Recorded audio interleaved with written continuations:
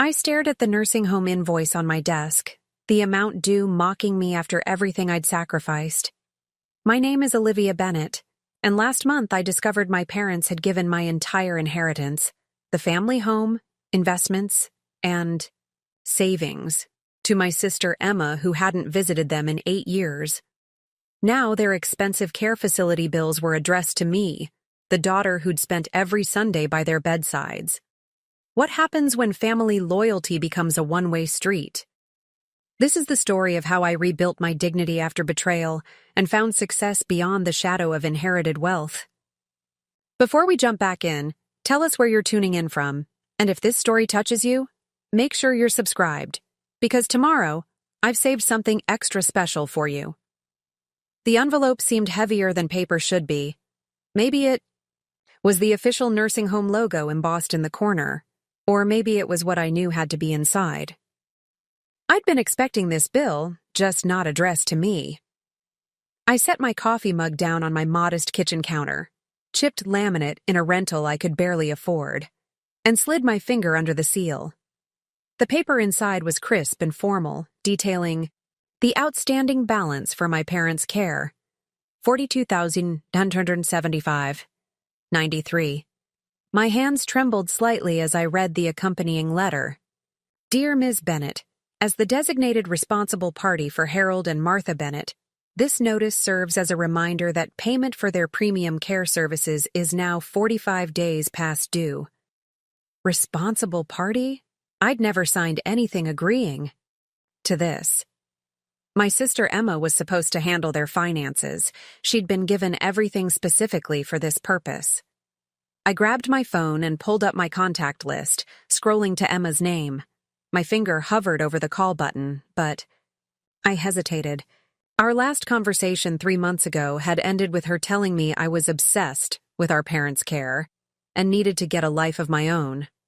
Easy for her to say from her beachfront condo in San Diego, purchased with money from selling our childhood home. Instead, I called Meadowbrook Care Center. This is Margaret in billing. How may I help you? Came the pleasant voice on the other end. Hi, this is Olivia Bennett.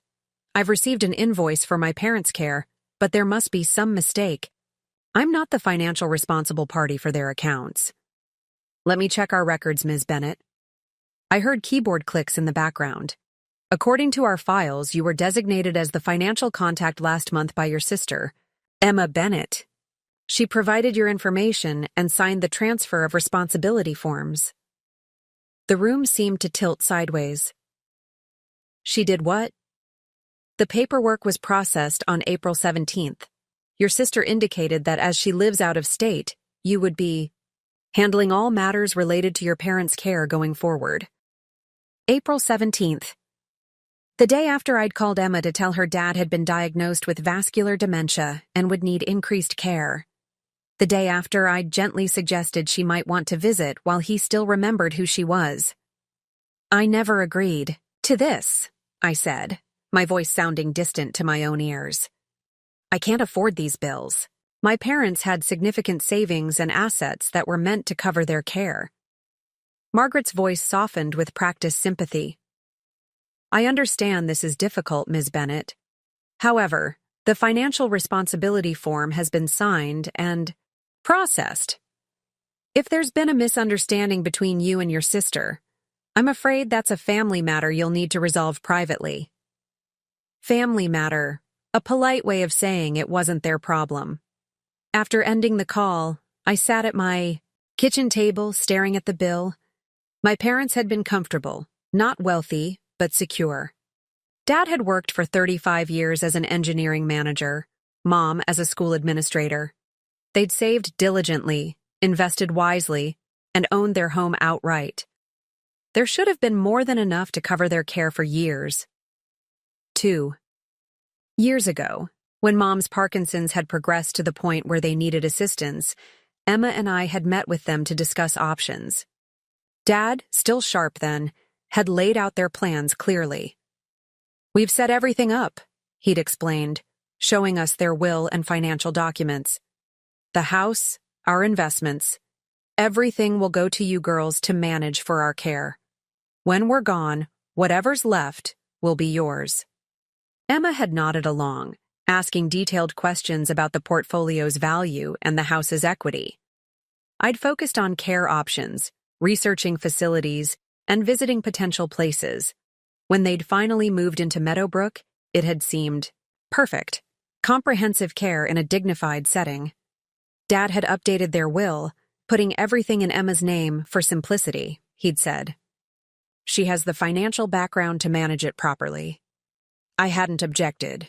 Emma had an MBA and worked in investment banking. I taught high school English and could barely keep my student loan payments current. It had made sense then. Now, looking at the bill before me, nothing made sense anymore. I pulled out my laptop and checked my bank account. $3,171.28. My next paycheck wouldn't arrive for 2 weeks, and most of that was already allocated to rent, utilities, and loan payments. There was no way I could cover even a fraction of the nursing home bill. My phone buzzed with a text from Meadowbrook's activities coordinator. Your dad had a great time at music therapy today. Thought you'd like to see this photo.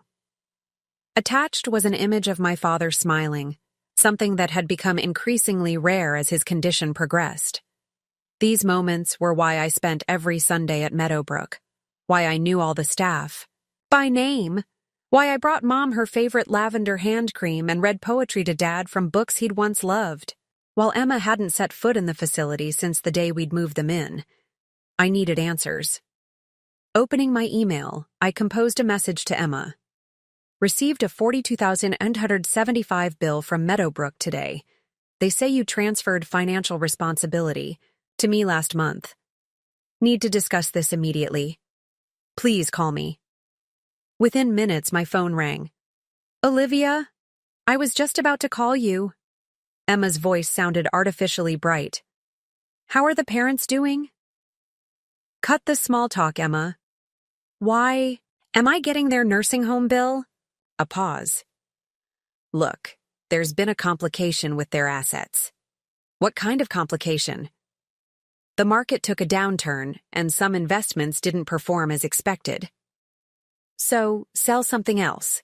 Liquidate another account.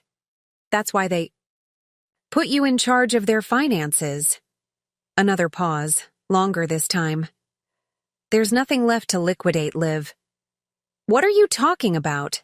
Their portfolio was worth over $1 million. The house sold for $675,000. Even with Meadowbrook's costs, there should be plenty left. I had to diversify their investments. Some opportunities came up that required significant capital. Ice formed in my stomach. What opportunities? A real estate development in Arizona. A tech startup. They were solid investments. Liv. The returns would have more than covered Mom and Dad's expenses for the rest of their lives. Would have? Emma's sigh crackled through the phone. The development company filed for bankruptcy. The startup folded before going public. It happens in business. You take calculated risks. You gambled our parents' money? All of it? My voice had risen to a shout. That wasn't your money to gamble with, Emma. It was meant for their care. I was trying to grow their nest egg. No one could have predicted. Where's the house money, Emma? Over $500,000 doesn't just disappear. Her voice turned defensive. I used some of it for the investments. The rest went toward my condo as a secure asset. Property is always a sound investment. You bought yourself a beach condo with our parents' money? I could barely process what I was hearing. It's not like that. The condo is part of their portfolio, an investment that's actually appreciated in value. In your name. Well, yes, technically, but... And the nursing home bills? Why are those suddenly my responsibility? Emma's voice turned cool and businesslike. I've done everything I could to manage their finances. I can't conjure money out of thin air. You're there. You see them every week. It makes sense for you to handle this part now. I make $52,000 a year teaching high school, Emma. I rent a one-bedroom apartment and drive a 12-year-old car. How exactly am I supposed to pay for premium nursing home care? You'll figure something out. Apply for Medicaid. Look into state assistance programs. Maybe they could move to a more affordable facility. My grip tightened on the phone. Moving them would be traumatic, especially for Dad. He's just starting to feel comfortable at Meadowbrook. And Medicaid applications take months, even if they qualify with the look-back period, which they might not since all their assets were transferred to you. I don't know what to tell you, Liv. This is just how things have worked out. The casualness in her voice, as if we were discussing a minor inconvenience rather than our parents' well-being, broke something inside me. No, Emma. This is how you've chosen to make things work out. You took everything, their savings, their home, their security, and you've left them with nothing. You've left me with an impossible burden. Don't be so dramatic. You've always been the dutiful daughter anyway, always needing their approval.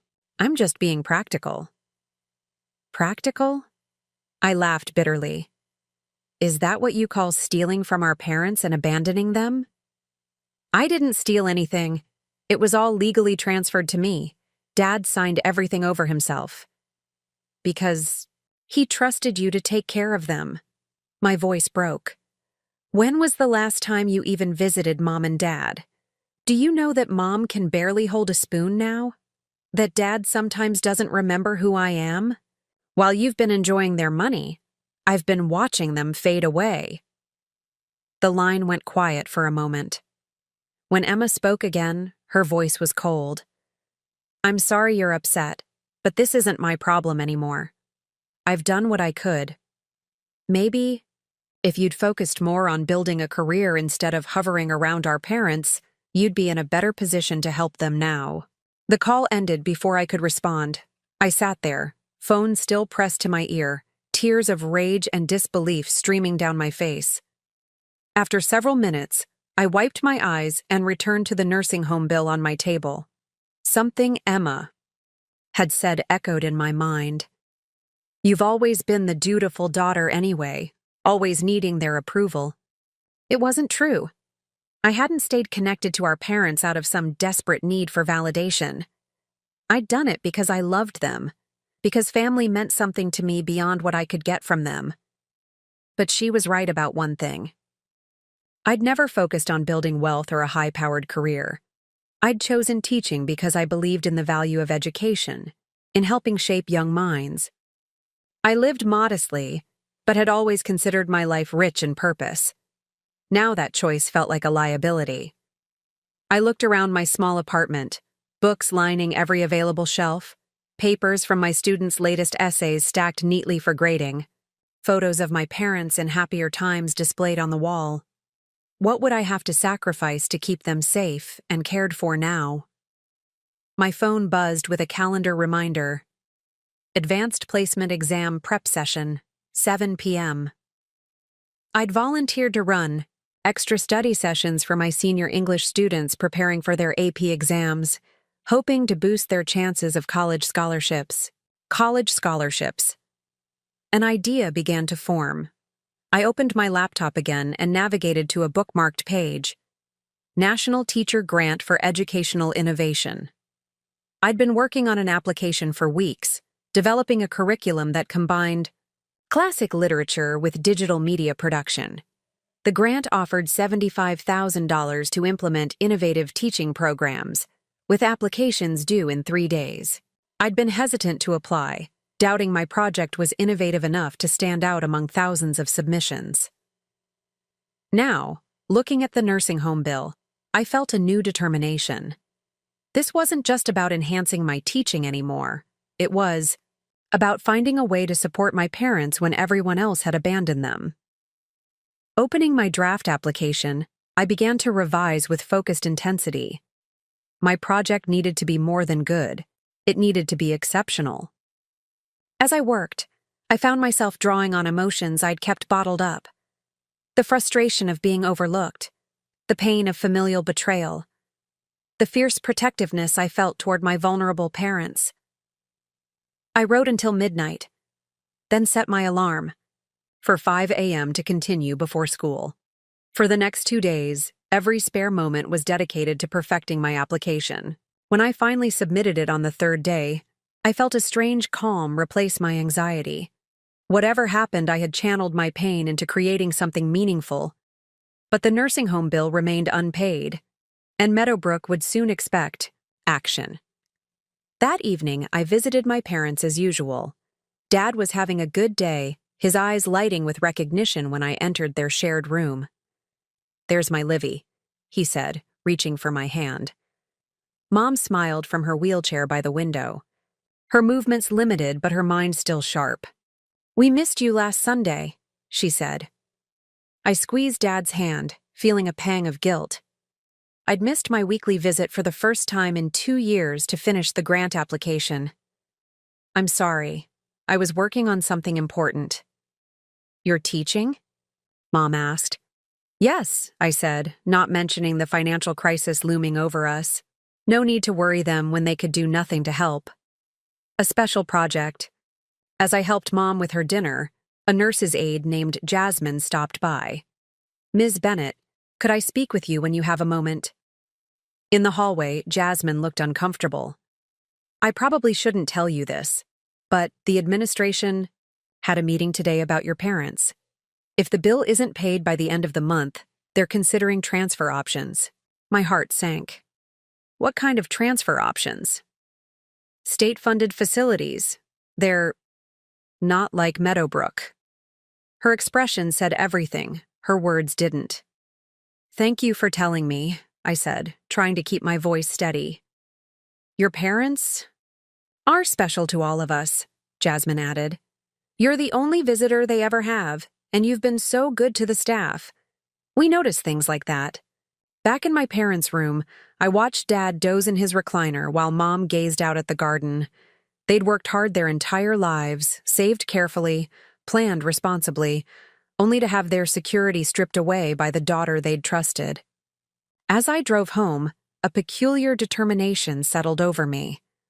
I might not have Emma's financial acumen or business connections, but I had something she lacked: persistence. The ability to work toward a goal without immediate rewards. The willingness to sacrifice for those I loved. I would find a way to keep my parents at Meadowbrook, to give them the care and dignity they deserved in their final years. And I would do it without compromising who I was or what I believed in. Opening my laptop that night, I began researching everything I could about elder care funding, patient rights, and legal options for financial responsibility. I created a spreadsheet of my expenses, identifying potential areas to cut costs. I looked into weekend tutoring opportunities to supplement my teaching salary. One tab in my browser led to another, and I found myself on a website for freelance curriculum development, something I'd done informally for years, but never considered as a serious income source. Schools and educational companies paid well. For quality curriculum materials, it seemed. By 2 a.m., exhaustion finally overcame determination. As I closed my laptop, an email notification appeared. "Thank you for your interest in SmartLearn Educational Consulting."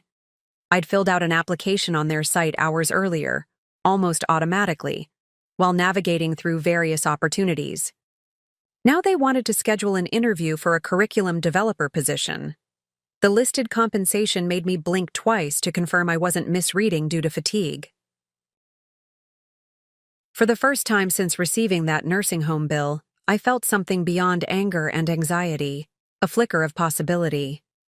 Perhaps there was a path forward that I hadn't yet considered, one where my teaching expertise could become more than just a modestly compensated passion.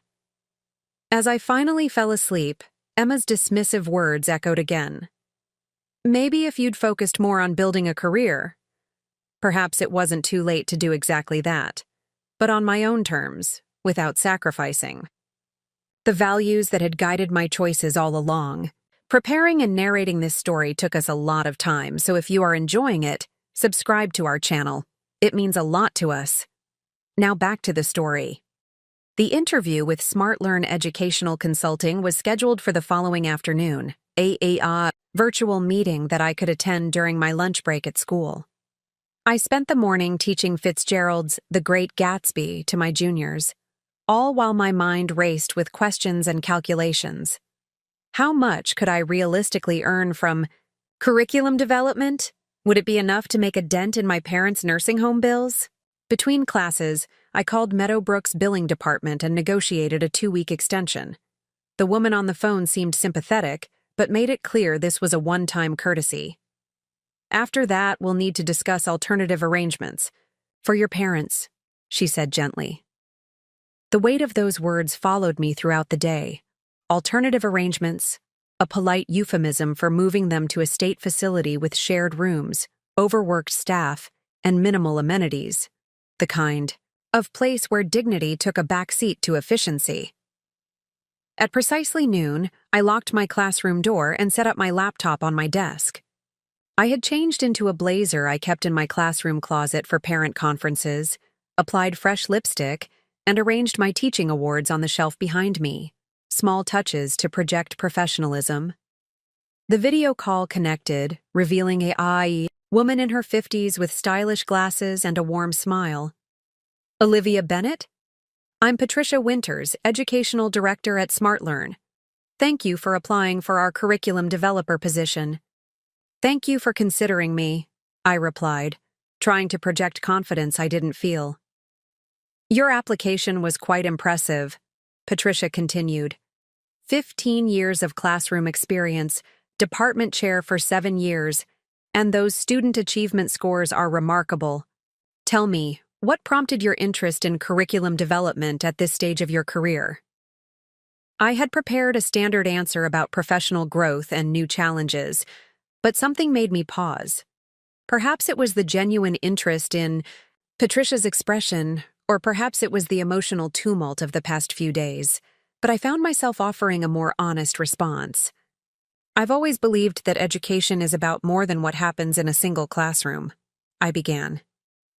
For years, I've created supplementary materials for my colleagues, designed cross-disciplinary units, and mentored new teachers in curriculum planning. It's work I love and seem to have a talent for. I took a breath. But recently, I've also realized that I need to expand my professional horizons. There are financial considerations that make additional income necessary. Patricia nodded thoughtfully. I appreciate your candor, Olivia. Many educators find themselves at similar crossroads. The passion for teaching rarely aligns with the financial compensation it deserves. The interview continued for 40 minutes, covering my teaching philosophy, curriculum design experience, and familiarity with various educational technologies. Patricia seemed particularly interested in my approach to making classic literature relevant to digitally native students. We're especially impressed with the digital media component you've integrated into your literature curriculum, she said. That's precisely the kind of innovative thinking we're looking for. As the interview wound down, Patricia's expression became more serious. Normally, we start new developers with a few small projects to assess their capabilities, but given your experience and portfolio, I'd like to propose something different. My heart quickened. I'm listening. We've recently secured a contract with the Northeastern Regional School District to develop a comprehensive English language arts curriculum for grades 9 to 12. It's a significant project with a tight timeline. Complete. Redesign with digital integration, assessment tools, and teacher resources. That sounds fascinating, I said, genuinely interested despite my primary focus on the financial implications. It would be a substantial commitment, Patricia continued. We typically assign such projects to a team, but your background seems uniquely suited to lead this effort. The compensation would be $85,000 for the completed curriculum, with the first installment of $25,000 upon signing the contract. I managed to maintain my professional composure, but internally, my mind was reeling. $85,000 would cover my parents' current nursing home bills and provide a cushion for upcoming months, and $25,000 upfront could address the immediate crisis. That's certainly compelling, I said carefully. What would the timeline look like? 4 months for the complete package, with preliminary materials due in 6 weeks. It would require evenings, weekends, and likely some time off from your teaching position. My thoughts immediately went to my classroom of students preparing for AP exams and end-of-year assessments. I've made commitments to my current students that I need to honor, I said. I couldn't step away from teaching entirely at this point in the school year. Patricia studied me for a moment, then smiled. Your dedication to your students speaks volumes, Olivia. Perhaps we could adjust the timeline slightly or provide additional support for certain components. Why don't you think about it, and we can discuss specifics tomorrow? I'll send over the project details this afternoon for your review. That would be perfect. Thank you. After the call ended, I sat at my desk, stunned by this unexpected turn of events. The bell rang, signaling the end of lunch period, and students began to filter back into the hallway. I quickly changed back into my regular teaching clothes and opened the classroom door, greeting my seniors with what must have been a slightly dazed expression. "You okay, Ms. Bennett?" asked Miguel, one of my most perceptive students. "Just had some unexpected news," I said. "Nothing to worry about." "Good unexpected or bad unexpected?" persisted Aisha from the back row. I considered the question. "Potentially very good," I admitted, "but also challenging." "Those usually go together," Miguel observed wisely. As I guided my students through their analysis of Toni Morrison's Beloved, part of my mind was already calculating logistics. How many hours could I realistically devote to curriculum development without shortchanging my students? Could I request unpaid leave for the final weeks of school once AP exams were completed? Would the school administration support such an arrangement? After my last class, I drove directly to Meadowbrook to visit my parents. Dad was having a physical therapy session when I arrived, so I sat with Mom in the garden courtyard, her wheelchair positioned to catch the afternoon sun. "You look distracted," Mom observed, her voice soft but still perceptive. I squeezed her fragile hand. "Just busy with school," I said, unwilling to burden her with financial worries. She studied my face with the keen insight that 30 years of motherhood had perfected. "There's something else. I can always tell when you're keeping things from me, Olivia, ever since you were little." I smiled, despite myself. Even with her body failing her, Mom's emotional intuition remained razor-sharp. "I might have a new professional opportunity," I admitted. "A curriculum development project. It would be challenging but rewarding." "You'd be wonderful at that," she said without hesitation. "You've always had a gift for teaching in ways that reach different kinds of learners. Your father and I used to read your lesson plans when you'd leave them on the dining room table during your first years of teaching. So creative. So thoughtful." The memory caught me off guard.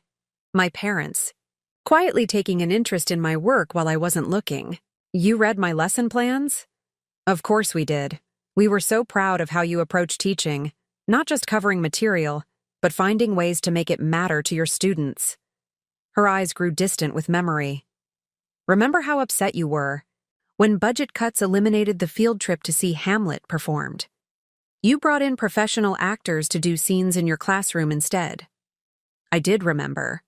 I'd used my entire month's discretionary income to hire 3 actors from the local theater company, believing that Shakespeare should be experienced, not just read.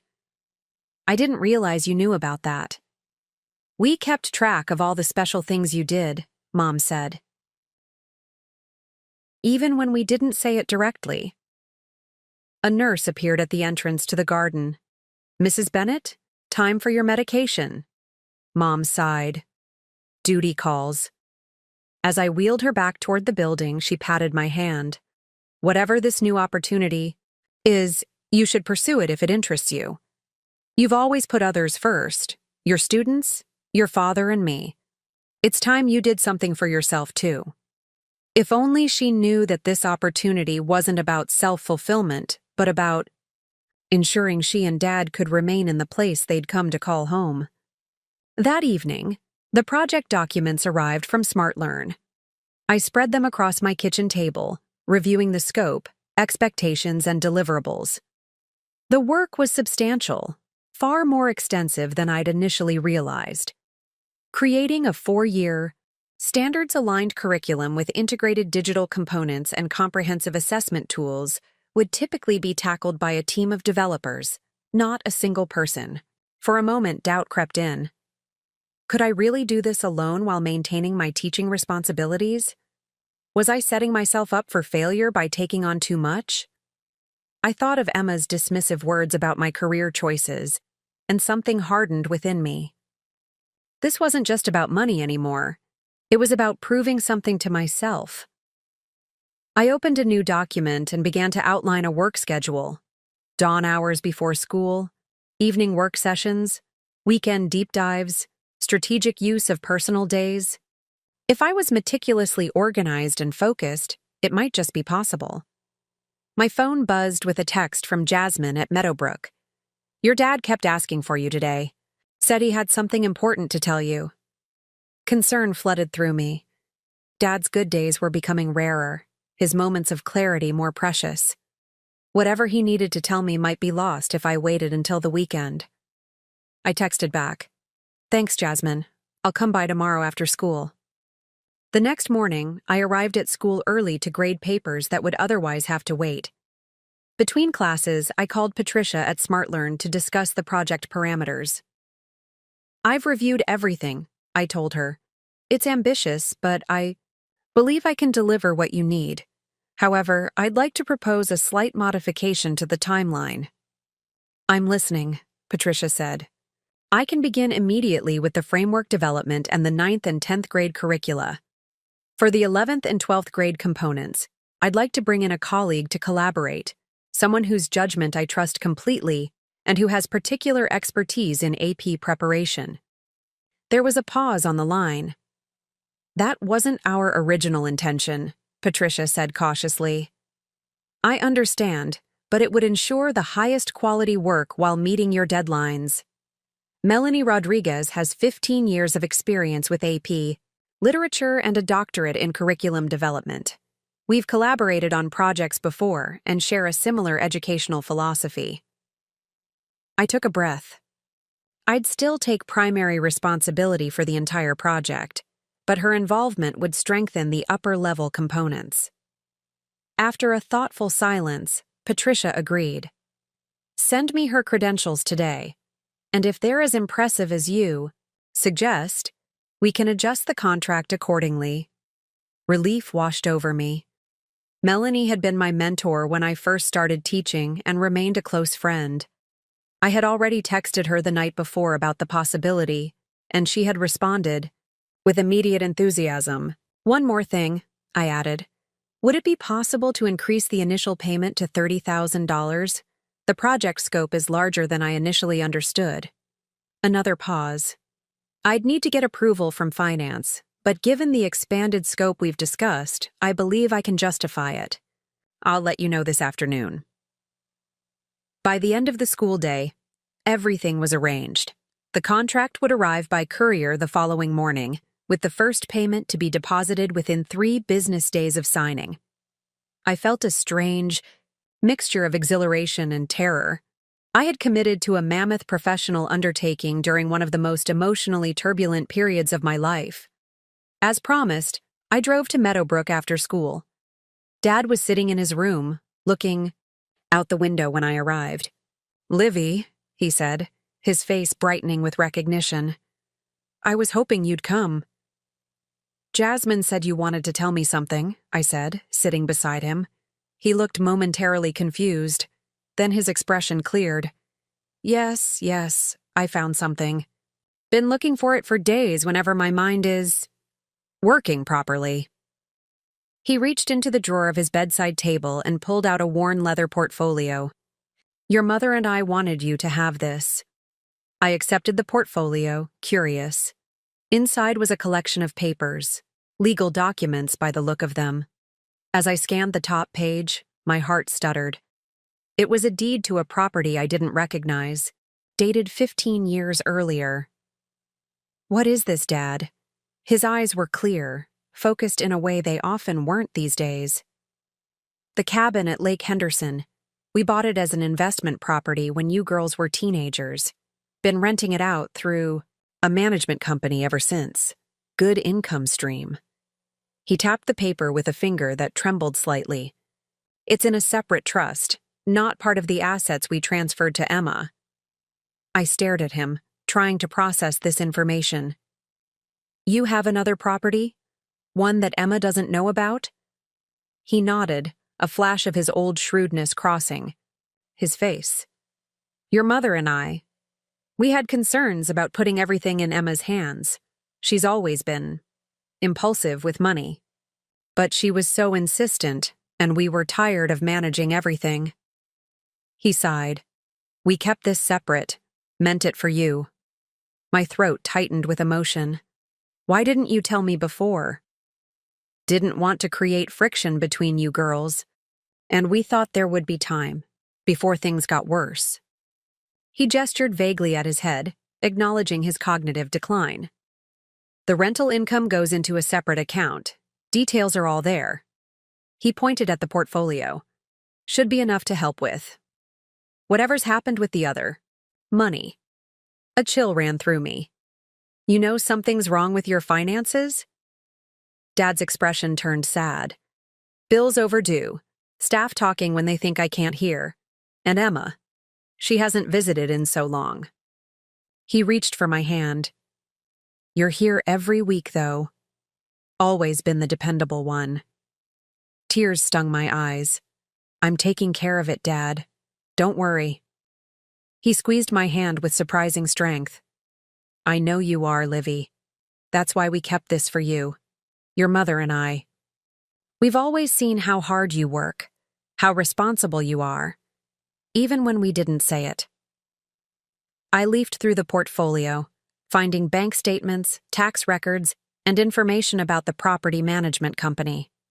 According to the most recent statement, the cabin generated $2,800 in monthly rental income after management fees. It wasn't enough to cover the entire nursing home cost, but combined with my teaching salary and the curriculum project, it might just be sustainable. Thank you, I whispered, emotion making it hard to speak.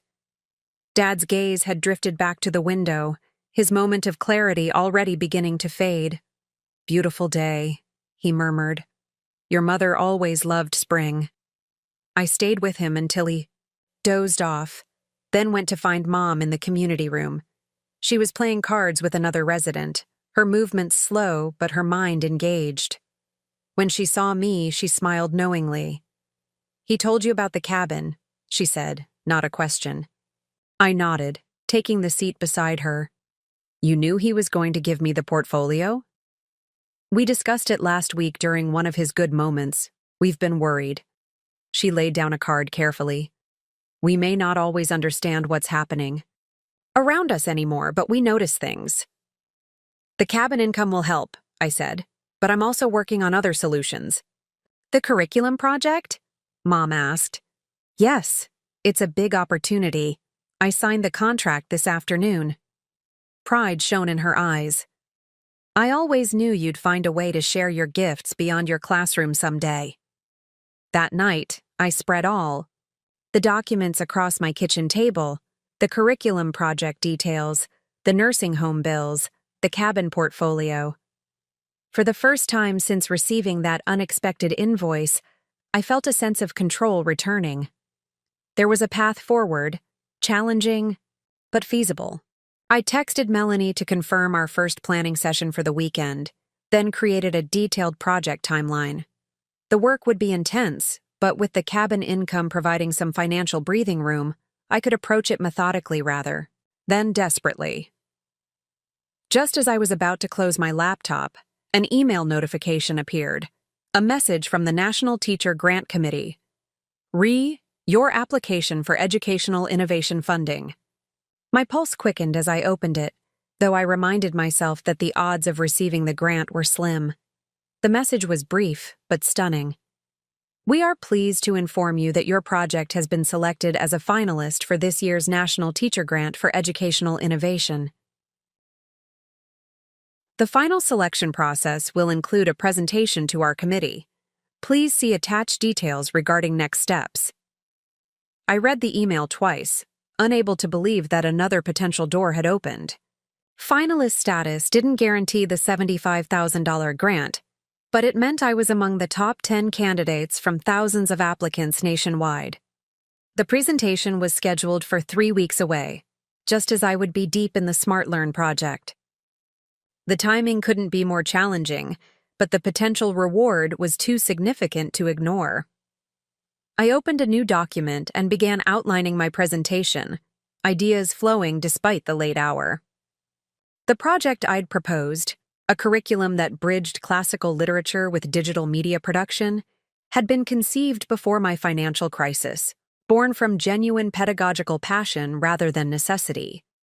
Perhaps that authentic foundation was what had made it stand out to the selection committee. As I worked, a realization gradually crystallized. The skills I'd developed throughout my teaching career, creativity, organization, communication, adaptability, were valuable far beyond my classroom. The expertise I'd honed while earning a modest salary in a frequently undervalued profession had commercial and professional worth I'd never fully recognized. Emma's dismissive words came back to me. Maybe if you'd focused more on building a career. She had equated career success with financial accumulation, viewing my dedication to teaching as a professional limitation. But what if my career wasn't limited, just different from what she valued? I closed my laptop at midnight, mind still buzzing with ideas but body demanding rest. As I prepared for bed, I caught my reflection in the bathroom mirror and was surprised to see something I hadn't noticed in days. I was smiling. Not from happiness exactly, but from a growing sense of possibility and determination. The nursing home crisis that had initially seemed like an insurmountable betrayal was unexpectedly forcing me to recognize and leverage strengths I'd taken for granted. The path ahead would be grueling, balancing teaching, curriculum development, grant, preparation, and parent care, but for the first time I felt equal to the challenge. The next morning, I woke before my alarm, mind clear and focused despite the short night's sleep. I dressed carefully, selecting an outfit that projected confidence, and arrived at school early to prepare my classroom. When my first students arrived, I greeted them with genuine enthusiasm. "Ms. Bennett, you seem different today," observed Layla, one of my most perceptive seniors. "Do I?" I asked, arranging the day's handouts on my desk. Layla studied me. "Yeah, you look like someone who just figured something out." She tilted her head curiously. "What changed?" I considered her question thoughtfully.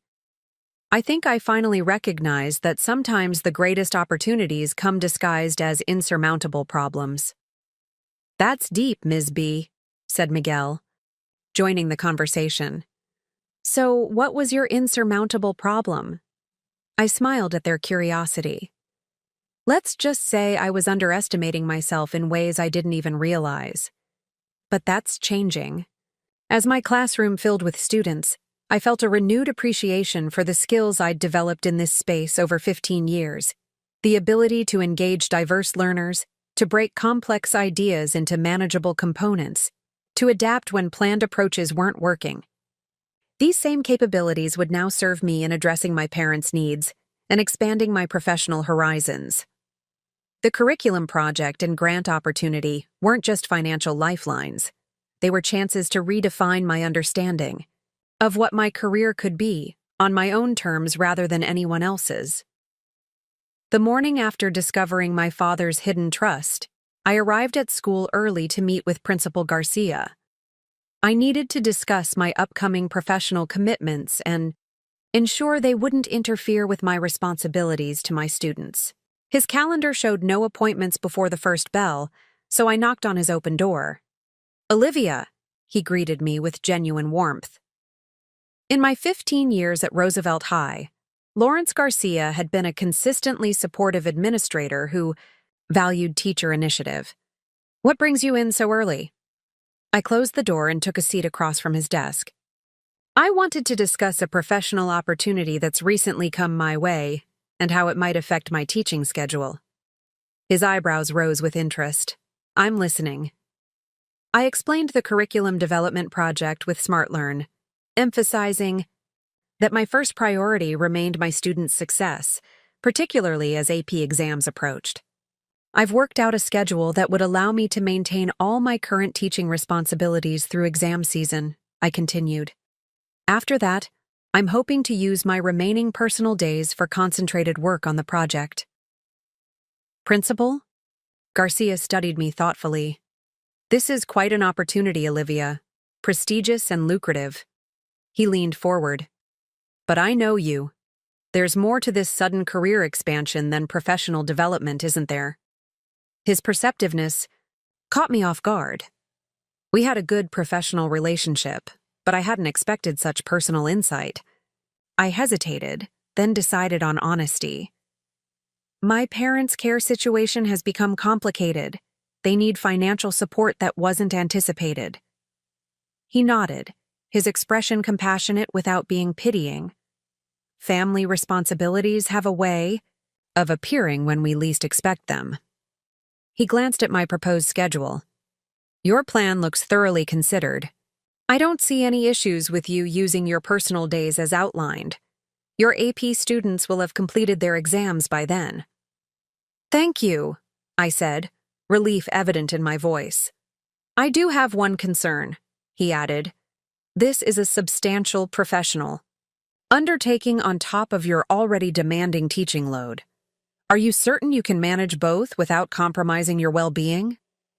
The question was asked with genuine concern rather than doubt in my capabilities. It will be challenging, I admitted. But I've developed a detailed plan, and I've arranged for Melanie Rodriguez to collaborate on portions of the project. A wise choice, he nodded. Melanie is excellent. He thought for a moment. I might be able to offer additional support. Would it help if we reassigned some of your administrative duties temporarily? Perhaps Rebecca could take over department meeting facilitation for the remainder of the semester. The offer was unexpected and enormously helpful. Department chair responsibilities consumed several hours each week that could now be directed toward the curriculum project. That would be incredibly beneficial, I said gratefully. Consider it done. He made a note on his calendar. And Olivia, I'd like you to know that this curriculum project could potentially open doors within our district as well. We've been discussing the need for curriculum modernization at the administrative level. Your experience with SmartLearn could position you for leadership in that initiative if you're interested. I hadn't considered how this project might advance my career within the school system. I'd certainly be interested in those conversations, I said.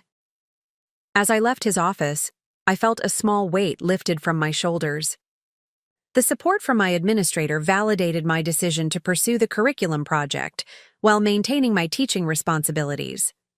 It was one small piece of a complex puzzle falling into place. The courier arrived with the SmartLearn contract during my second period class. I signed it during lunch and arranged for immediate return delivery.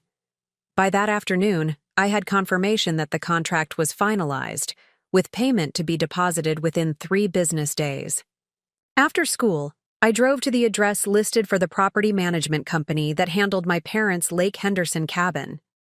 The office was located in a small strip mall on the outskirts of town, a modest space with a receptionist desk and 2 private offices visible through interior windows. I'm Olivia Bennett, I explained to the receptionist, a young woman with a practical ponytail and efficient demeanor. My parents are Harold and Martha Bennett. I recently learned they own a rental property managed by your company, and I'd like to discuss it. She tapped at her computer, then looked up with recognition. Yes, the Lake Henderson cabin. Let me get Mr. Russo for you. A few minutes later, I was seated across from Anthony Russo, a man in his 60s with a neatly trimmed beard and reading glasses perched on the end of his nose. Ms. Bennett, it's a pleasure to meet you. I've worked with your parents for many years now. It seems they kept this property quite separate from their other affairs, I said. Mr. Russo nodded. Your father was quite explicit about that. The cabin was purchased as a long-term investment with specific intentions. He pulled a file from his cabinet. According to our records, the property has been continuously rented for the past 14 years, with rental income deposited directly into a trust account accessible only by your parents, and now by you, as the designated successor trustee. Successor trustee? This was news to me. Yes, your parents updated the trust documents about 18 months ago, naming you as successor trustee in the event they were unable to manage their affairs. He slid a document across the desk. Here's the amendment. As you can see, it's been properly executed and notarized. I scanned the legal document, recognizing my parents' signatures at the bottom. The timing was significant. 18 months ago would have been shortly after my mother's Parkinson's diagnosis, when they were beginning to confront the reality of their health challenges. The current tenant has been leasing the property for 3 years, Mr. Russo continued. They're on a 2-year lease with 18 months remaining. The monthly rent is $3,400, from which we deduct our management fee of $340, property taxes, and insurance premiums. The net deposit to the trust account averages $12,800 monthly. This aligned with the bank statements I'd found in my father's portfolio. What condition is the property in? Excellent. We conduct quarterly inspections and handle all maintenance issues promptly. It's one of our most desirable properties, lakefront with modern amenities. Your parents invested in a major renovation 5 years ago, which significantly increased its rental value and will enhance resale value should you ever decide to sell. The thought of selling hadn't occurred to me. I have no immediate plans to sell. My focus is ensuring the rental income continues to support my parents' needs. A commendable priority, Mr. Russo said with approval. The trust was specifically structured as an additional safeguard for their care expenses. He hesitated slightly. If I may ask, has something changed with their financial situation? Your father usually handles all communication regarding the property. I considered how much to share with this stranger, despite his long professional relationship with my parents. My father's health has declined significantly. He has vascular dementia. My mother has Parkinson's. They're both in a care facility now, and I'm taking over management of their affairs. Understanding dawned in Mr. Russo's expression. I see. I'm very sorry to hear that. Your father is a thoughtful, intelligent man. He spoke often about his concerns for future care needs. He pulled another document from the file. Perhaps this will be useful to you now. It's access information for the trust account where the rental income is deposited. I accepted the paper, feeling a surge of gratitude toward my father's foresight. Even as his mind began to fail him, he had created this safety net, anticipating potential problems with the assets he'd reluctantly placed in Emma's hands. Thank you for your help, Mr. Russo. I'd like to continue the management arrangement as it stands. Of course. We'll update our contact information to direct all future correspondence to you. He handed me his business card. Please don't hesitate to call if you have any questions or concerns about the property. As I drove home, I called the bank listed on the trust document and verified the account balance, $47,652. 81. The accumulated rental income from periods when care expenses had been covered by my parents' other assets now all gone. It wasn't enough for long-term security, but it was enough to keep my parents at Meadowbrook while I developed more sustainable solutions.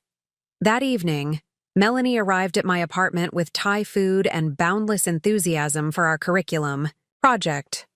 In her mid-50s, with silver-streaked dark hair and perpetual energy, she had been a mentor to me when I started teaching and remained one of the most innovative educators I knew.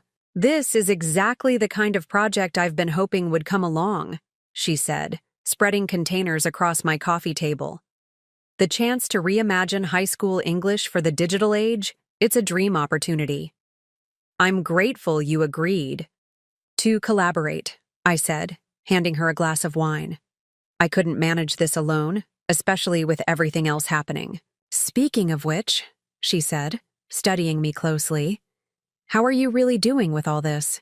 Your parents' situation, your sister's betrayal, this sudden professional pivot. It's a lot to process at once. I sighed, appreciating her directness. It's overwhelming if I think about it all at once, so I'm trying to break it down into manageable pieces. Right now, I'm focused on securing their immediate care needs and starting this project strong. Classic Olivia approach, Melanie nodded. Methodical and practical, even in crisis. She took a bite of pad thai. But don't forget to acknowledge the emotional impact, too. What your sister did was a profound betrayal. I'm saving those feelings for when I have time to properly process them, I said with a wry smile. Currently scheduled for sometime next year. Melanie laughed. At least you haven't lost your sense of humor? Her expression turned serious.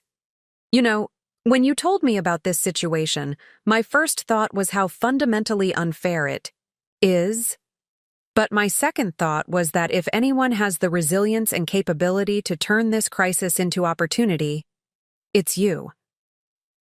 I'm not feeling particularly resilient at the moment, I admitted, just desperate and determined. Those work, too, she said pragmatically. Now let's map out this curriculum development strategy. I've been thinking about an integrated approach that spirals key concepts across all 4 years. We worked for 3 hours, outlining the curriculum framework and establishing our collaborative workflow. Melanie's expertise in AP literature complemented my strengths in engaging reluctant readers and integrating technology. By the time she left, we had a solid foundation for the project and a detailed schedule for the coming weeks. The next morning, I checked my bank account before heading to school and found the first installment from SmartLearn had been deposited, $30,000, as negotiated. I immediately transferred $25,000 to cover my parents' overdue nursing home bill, then called Meadowbrook's billing department to confirm the payment. Thank you, Ms. Bennett, said the billing coordinator. This payment brings the account current. Will you be managing your parents' financial affairs going forward? Yes, I said firmly. Please direct all future billing inquiries to me. And how will subsequent payments be arranged? Your parents' care costs average $2,300 monthly. I had calculated this carefully over the past few days. I'll establish automatic payments from their trust account for $2,800 monthly. The remainder will come from my personal account until more permanent arrangements are made. With the immediate financial crisis addressed, I could now focus on developing sustainable solutions. The grant finalist presentation was 3 weeks away, the bulk of the curriculum project due in 4 months, and my parents' care needs ongoing indefinitely. The challenge was substantial, but no longer seemed insurmountable. That afternoon, as I guided my students through a close reading exercise, I found myself applying the same analytical skills to my own situation. Just as we identified patterns and turned points in literature, I could now see the narrative structure of my recent experience. The inciting incident of the nursing home bill, the complication of Emma's betrayal, the unexpected resolution through the curriculum opportunity, and the discovery of my father's hidden trust. But unlike a finished novel, my story was still unfolding, with many chapters yet to be written. The question was whether I would remain a reactive character, responding to events as they occurred, or become the protagonist who shaped her own destiny. After school, I visited my parents as planned. Mom was having a difficult day, her tremors, more pronounced than usual, making conversation challenging. Dad was in better spirits, recognizing me immediately when I entered their room. "Livy, there's my girl," he said, patting the chair beside his recliner. "Did you look into that cabin business?" "I did, Dad. I met with Mr. Russo yesterday. Everything is arranged for the rental income to help with your expenses here." Relief visibly washed over him. Good, good. Been worried about that. Can't seem to keep things straight in my head these days. He glanced toward Mom, who was being assisted by a nurse. Your mother needs to stay here. They take good care of her. Both of you are staying right here, I assured him. I've taken care of the bills. His brow furrowed with concern. Must be expensive. Don't want to be a burden on you, Livy. You're not a burden, Dad. I'm putting together some new professional opportunities that will help cover the costs. I squeezed his hand. You and Mom took care of me for 18 years. It's my turn now. He studied me with surprising lucidity. Always knew you'd make us proud. Different way than Emma, but just as important. His gaze drifted toward the window. Where is Emma these days? Haven't seen her in so long. I hesitated, unsure how much to share about Emma's actions. She's in San Diego. Her work keeps her busy. He murmured, a shadow crossing his face. Was afraid she might not handle things properly. That's why we kept the cabin separate. He turned back to me, his expression apologetic. Should have told you sooner. Memory's not reliable anymore. It's okay, Dad. We're figuring things out. We sat together quietly, watching as the nurse helped Mom back to her chair by the window. Despite her physical struggles, Mom's eyes remained alert, taking in our conversation even when she couldn't easily participate. Have you spoken to your sister? She asked when the nurse left, her voice strained but determined. Briefly, I said, when I received the nursing home bill. Mom's face reflected a complex mixture of emotions: disappointment, resignation, concern. She's always been driven by different values. We tried to teach you both the importance of family, of integrity, but... She trailed off, then rallied.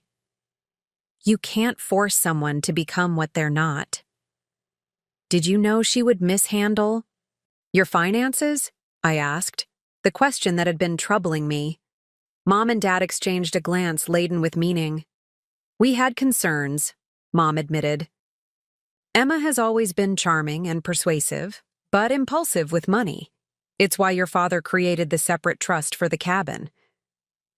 Yet you still put everything else in her name, I pointed out, unable to keep a hint of frustration from my voice. Dad sighed heavily. She convinced us it was the sensible choice. Said she had the financial expertise, the business connections, made it sound like she could grow our savings while managing the care expenses. He looked down at his hands. I was already having memory problems. Felt like I was losing control. Maybe I wanted to believe she could handle everything better than I could.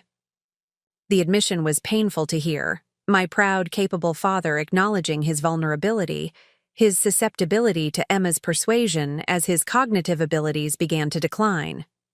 It's not your fault, I said firmly. Emma took advantage of your trust. We should have involved you in those decisions, Mom said. But we didn't want to burden you. You were so dedicated to your teaching, to your students. Emma made it seem like she was doing us all a favor by taking on the financial responsibility. The irony was striking. Their attempt to spare me had ultimately created a greater burden, one that now threatened to reshape my entire career and financial future. I'm handling it, I assured them. And actually, some good may come from this situation. I've been presented with professional opportunities I might never have pursued otherwise. Mom studied me with maternal insight. You've always allowed yourself to be underestimated, Olivia. By us, by Emma, perhaps even by yourself. Her trembling hand reached for mine. Maybe it's time for that to change. Her words resonated with something that had been forming in my own mind. The recognition that I had accepted others' perceptions of my potential for too long. In Emma's narrative, I was the dutiful but unambitious sister whose career choice reflected limited aspirations. In my parents' eyes, I was the reliable daughter who needed protection from financial complexities. In my own self-perception, I was primarily a dedicated teacher whose value was measured by my impact on students rather than by professional achievement or financial success. None of these perspectives fully captured my capabilities or potential. The curriculum project and grant opportunity were already forcing me to reimagine what my professional identity could encompass. Perhaps this family crisis was catalyzing a long overdue reassessment of my own limitations and possibilities. As I prepared to leave, promising to return over the weekend, the nursing director stopped me in the hallway. "Ms. Bennett, I wanted to let you know how much we appreciate your involvement with your parents' care. The financial situation has been resolved with billing, and we're delighted they'll be staying with us." "Thank you for your patience during the transition," I said. "I'm now the primary contact for all matters related to their care." She nodded. "We've updated their records accordingly. I should mention, we're conducting our annual family satisfaction survey next week. Your input would be valuable, especially regarding any suggestions for enhancing their experience here." "I'd be happy to participate," I said. "My parents' comfort and dignity are my highest priorities." "That's evident in your consistent presence here," she said warmly. "Not all residents receive such dedicated family support." Her words stayed with me as I drove home, a counterpoint to Emma's dismissive characterization of my visits as hovering. What Emma saw as excessive attachment, the professional caregivers recognized as essential emotional support. The contrasting perspectives highlighted the fundamental value difference between us. Emma prioritized financial advancement and independence, while I valued connection and care. Neither approach was inherently superior, but the consequences of each were becoming increasingly clear. Emma's pursuit of financial opportunity had led to the loss of our parents' security. My commitment to care had positioned me to reconstruct that security, albeit at significant personal cost. That evening, I worked on the curriculum project until midnight, developing the conceptual framework for the 9th grade component. The work was challenging, but energizing. Drawing on pedagogical approaches I'd refined over years of classroom experience, I could see how my teaching methodology could be scaled to impact thousands of students beyond my own classroom. As I finally prepared for bed, my phone buzzed with a text from Emma. "We need to talk about the nursing home situation. Call me when you can." I stared at the message, surprised by her initiative after our confrontational last conversation.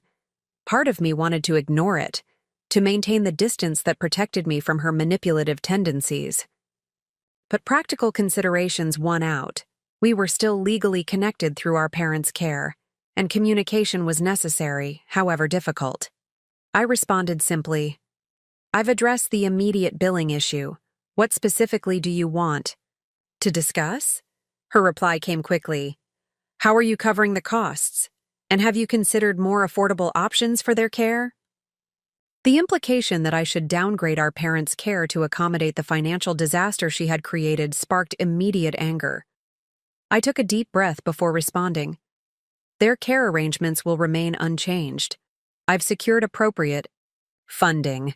We can discuss details tomorrow evening if you're available to call at 8 p.m. my time." "Fine. Tomorrow at 8, she replied. I set the phone aside, mentally preparing for the conversation ahead. Emma would undoubtedly have strategies, suggestions, and rationalizations prepared. She was skilled at reframing situations to minimize her responsibility and maximize her advantage. But I was no longer the easily overlooked sister accepting her peripheral role in family decisions. The stakes were too high, and my responsibility too clear. As I drifted toward sleep, I realized something had fundamentally shifted in my self-perception. I was no longer approaching this situation from a position of defensive reaction, but from one of proactive determination. The professional opportunities before me, combined with the responsibility for my parents' welfare, had catalyzed a transformation in how I viewed my own agency and capabilities. The inheritance that had been redirected to Emma no longer seemed like the defining factor in this family drama.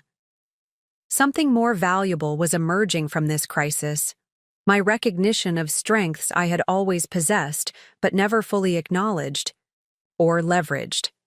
That realization, more than any financial resource, would shape the chapters of my story yet to be written. At precisely 8 p.m., my phone rang with Emma's incoming call. I had spent the day teaching, working on the curriculum project, during my planning period, and mentally preparing for this conversation. I answered on the third ring, determined to maintain composure regardless of where the discussion led. "Hello, Emma." "Olivia." Her voice carried its usual confident tone. "Thanks for making time to talk. I've been thinking about our parents' situation, and I believe we need to develop a more sustainable approach." The phrasing was typical Emma, positioning herself as the rational problem solver despite having created the problem in the first place. I sat at my kitchen table, notes prepared for the conversation. "I'm interested to hear your thoughts," I said neutrally. "I've been researching alternative care facilities," she began. "There's a state-subsidized option about 30 miles from you that costs nearly 60% less than Meadowbrook. The reviews aren't stellar, but it covers the basics." I took a measured breath. "Moving them is not an option I'm considering. Dad's dementia makes transitions extremely disruptive, and Mom's Parkinson's care at Meadowbrook is specifically tailored to her needs. Olivia, we need to be realistic about the financial situation. Premium care is simply not sustainable long-term." "That's where we disagree," I replied calmly. "I've secured funding to maintain their current care arrangement." A pause on the line. "What funding? You mentioned that in your text, but didn't explain." "I've taken on professional projects that will cover the shortfall. Additionally, I've discovered that Dad established a separate trust with rental property income that will contribute substantially." Another longer pause.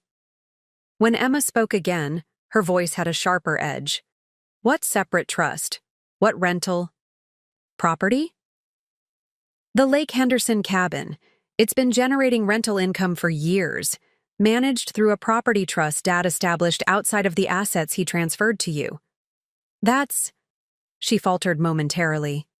"That's not possible. Dad put everything in my name for management." "He would have mentioned another property." "Apparently not," I said. "The trust documentation is quite clear. Dad named me successor trustee 18 months ago, anticipating he might become incapacitated." The silence that followed was charged with tension. I could almost hear Emma recalculating her approach.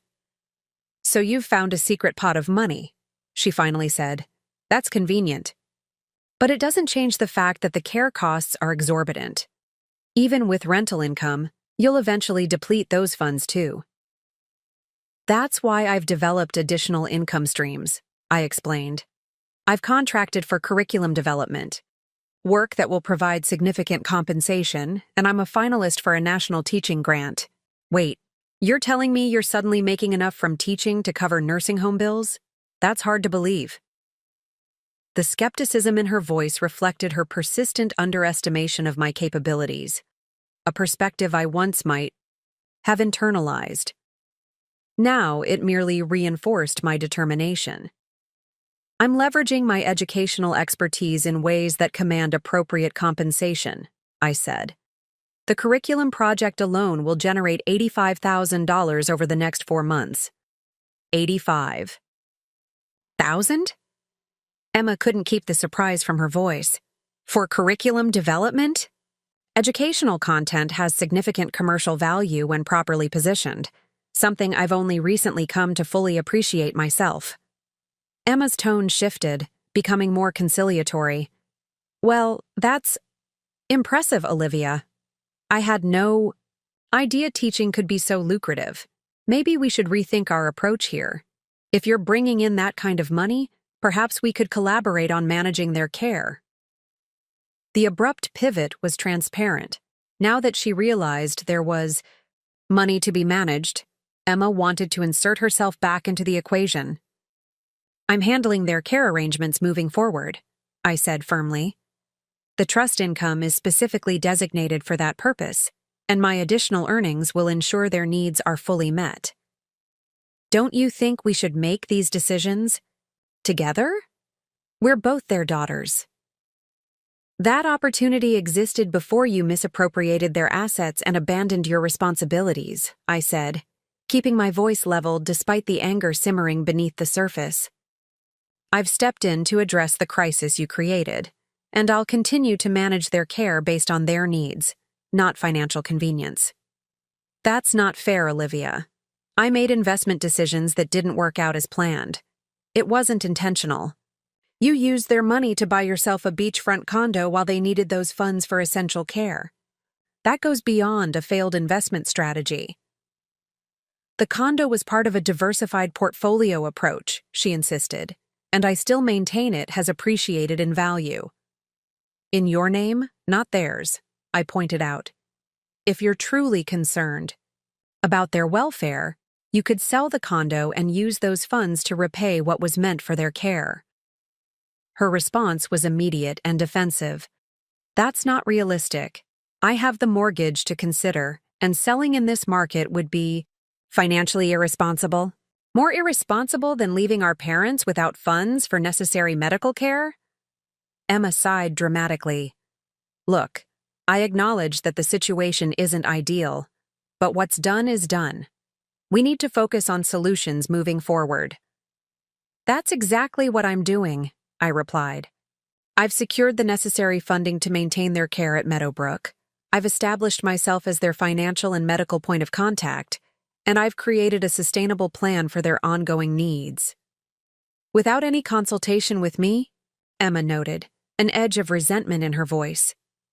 Just as you made investment decisions with their money without consulting me, I countered. The difference is that my decisions prioritize their well-being rather than my personal gain. The conversation continued in this vein for another 20 minutes, Emma alternating between defensive justification of her actions and attempts to reassert control over the situation. I remained firm in my position, neither yielding to her manipulation nor escalating into unproductive accusation. Finally, sensing she wouldn't regain financial influence, Emma shifted tactics. Well, if you're so determined to handle everything yourself, I suppose that includes the tax implications of their care expenses. What tax implications specifically?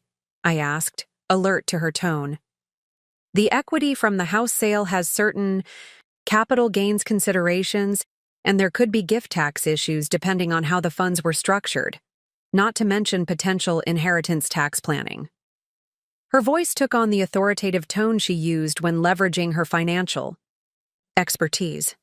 These are complex matters that require someone with accounting knowledge. I had anticipated this approach, Emma highlighting areas where her professional background gave her advantage. I've already consulted with an elder care financial advisor, I said. They're reviewing all tax and estate implications and will ensure everything is properly managed. This wasn't entirely true yet. I had researched advisors but hadn't scheduled a consultation. Nevertheless, it was my next step, and I wouldn't allow Emma to use perceived knowledge gaps to wedge herself back into control. I see you've thought of everything, Emma said, unable to keep the bitterness from her voice. Not everything, I admitted, but I'm addressing each challenge methodically, just as I've always done. After another moment of tense silence, Emma sighed. Well, it seems you don't need my input after all. Just keep me informed about their health at least. I will, I agreed. And Emma, if you'd like to visit them sometime, I'm sure they'd appreciate seeing you. Dad asks about you. Her response was non-committal. I'll try to arrange something when my schedule allows. Things are particularly busy with work right now. After ending the call, I sat motionless at my kitchen table, processing the interaction. Emma's rapid shift from suggesting a cheaper facility to seeking involvement once she learned about additional funds confirmed what I'd already suspected.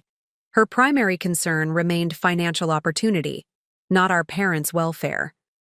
The exchange had been draining but clarifying. I now understood that I couldn't expect meaningful support from Emma, but I also recognized that I didn't need it. The resources and capabilities I was assembling would be sufficient to meet the challenges ahead. My phone buzzed with a text from Melanie. How did the sister showdown go? About as expected, I replied. Tried to take control once she learned there was money. Backed off when she realized I wasn't yielding. No surprise there. Working on the 10th grade lit sequence. Tonight, making good progress. We'll send draft by morning. Thanks. You're a lifesaver. I closed my phone and opened my laptop to review the grant presentation outline I'd been developing. The National Teacher Grant Finalists presentations were scheduled in 2 weeks, requiring me to prepare a compelling case for my curriculum innovation project. The grant committee consisted of education leaders, philanthropists, and previous recipients, a discerning audience that would expect both theoretical foundation and practical application. My project proposed integrating classic literature with digital media production, teaching students to translate literary analysis into contemporary digital storytelling formats. The approach leveraged students' comfort with digital communication while developing traditional critical thinking and analytical skills. As I refined my presentation slides, I realized how much my recent experiences were influencing my perspective on education. The undervaluation of my teaching expertise by Emma reflected broader societal patterns that diminished educational work, patterns I was now actively challenging through my curriculum development and grant pursuit. This wasn't just about securing funds for my parents' care anymore. It had evolved into a reclamation of professional worth, a recognition that the skills I'd developed in a traditionally undercompensated field had significant value when appropriately positioned. The next morning, I met with the elder care financial advisor I'd researched. Miranda Okafor had 20 years of experience in estate planning with a specialization in long-term care financing. Her office was warm and inviting, with comfortable seating and soft lighting that suggested understanding of the emotional dimensions of her work. Thank you for seeing me on such short notice, I said as we settled into our consultation. Your situation merits prompt attention, she replied, reviewing the summary of circumstances I'd emailed the previous evening. Let me ensure I understand correctly. Your parents transferred most of their assets to your sister for management. Those assets have been significantly depleted, and you've recently assumed responsibility for their care expenses using a combination of a previously unknown trust, rental income, and your own expanded professional earnings. That's an accurate summary, I confirmed. And your immediate concern is ensuring their continued care while maximizing any available financial protections or benefits. Yes, along with understanding any potential tax or legal implications I should be aware of. Miranda nodded thoughtfully. Let's start with the trust containing the rental property. Based on the documentation you've provided, your father established this as an irrevocable trust specifically for care expenses. That was prescient planning on his part. He seems to have had concerns about how the rest of their assets would be managed, I said carefully. Such concerns are not uncommon when multiple family members are involved in elder care decisions, she observed diplomatically. The trust structure provides several advantages in your situation. First, since it was established more than 5 years ago, it's outside the Medicaid look-back period should that ever become relevant. Second, as an irrevocable trust with specified purpose, it's protected from potential creditors. What about the tax implications Emma mentioned? Capital gains and gift taxes? The house sale would indeed have capital gains considerations, but those would have been addressed at the time of sale, Miranda explained. As for gift taxes, your parents' transfer of assets to your sister would only have tax implications if they exceeded the lifetime gift tax exemption, which is currently quite substantial. Without seeing their complete financial records, I can't determine if thresholds were approached, but it's something we can investigate if necessary. The conversation continued for over an hour, covering Medicare benefits, potential VA benefits, Since my father had served briefly in the military, tax deductions for medical expenses, and long-term planning considerations. Miranda was thorough and clear, making complex financial concepts accessible without being condescending. Based on everything we've discussed, she concluded, I believe your current approach is sound. The combination of trust income, your supplemental earnings, and potential grants creates a viable financial framework for your parents' continued care. There are some optimizations we could explore, particularly regarding income tax deductions for medical expenses and possibly restructuring how you contribute to their care costs. What would that restructuring involve?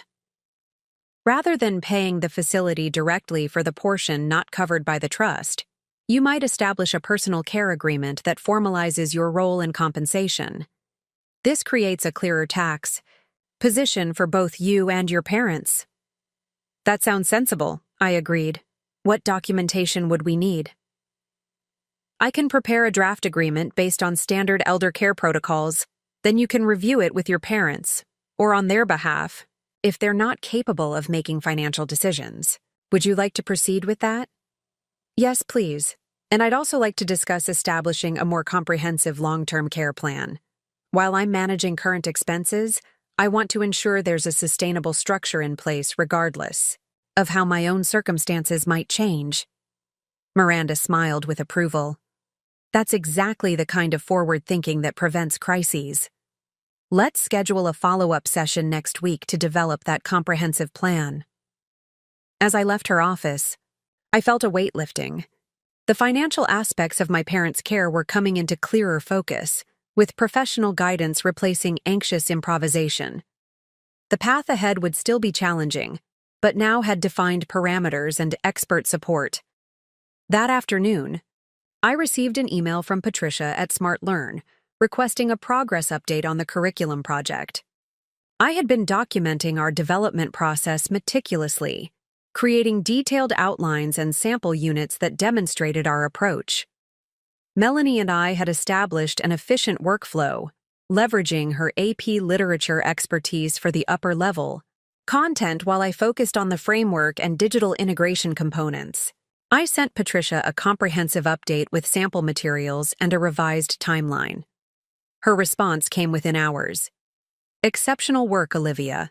The framework you're developing exceeds our expectations in both pedagogical sophistication and practical applicability. The district representatives are particularly impressed with the assessment tools you've designed. Would you be available for a virtual meeting next Tuesday to discuss expanding the scope to include teacher implementation guides? The request represented both opportunity and challenge, additional compensation, but also expanded workload. I consulted my project schedule before responding. I'd be happy to discuss expansion options. The implementation guides would certainly enhance the curriculum's effectiveness. Tuesday at 2 p.m. works for my schedule. This exchange reflected a significant shift in my professional interactions. Where I had once focused primarily on meeting expectations, I was now confidently negotiating expanded opportunities, recognizing the value of my expertise and maintaining boundaries around scope and compensation. The rest of the week maintained its intensive pace, teaching during school hours, curriculum development in the evenings, grant presentation preparation on Wednesday night, and parent visits Thursday and Sunday. Melanie and I met Saturday morning to align our curriculum components and address integration points between the grade levels. You know, Melanie observed as we worked, there's something different about your approach to this project compared to previous collaborations. What do you mean? I asked, looking up from my laptop. You're more authoritative, less hesitant about asserting your vision. It's a good change. She studied me thoughtfully. This situation with your parents and sister, it's awful, of course, but it seems to have catalyzed something in you professionally. Her observation resonated with my own internal awareness. I think I'm finally recognizing the value of what I know and what I can create, I admitted. For years, I accepted the narrative that teaching was a calling rather than a career with measurable value. The two aren't mutually exclusive, Melanie pointed out. The most valuable professional contributions often emerge from genuine passion and commitment. True, but I allowed the calling framing to justify undervaluing my expertise, I said. When Emma dismissed my career choices as lacking ambition, she was articulating something I had partially internalized myself, that choosing meaningful work somehow meant accepting limited professional growth or compensation. And now? I gestured to our curriculum materials spread across the table. Now I see that the pedagogical knowledge I've developed over 15 years has significant commercial and practical value. The challenge was finding the right contexts to leverage it, not the expertise itself. Exactly, Melanie nodded emphatically.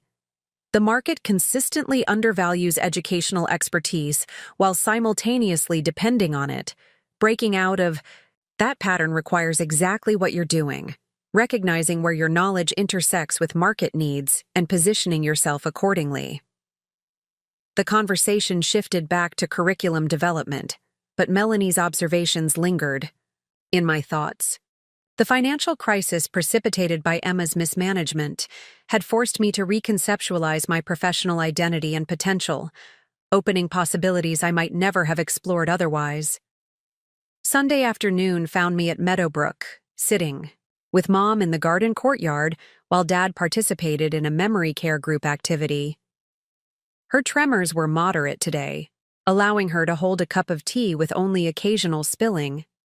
The spring weather had brought color back to her cheeks, and she seemed more present than she had in weeks.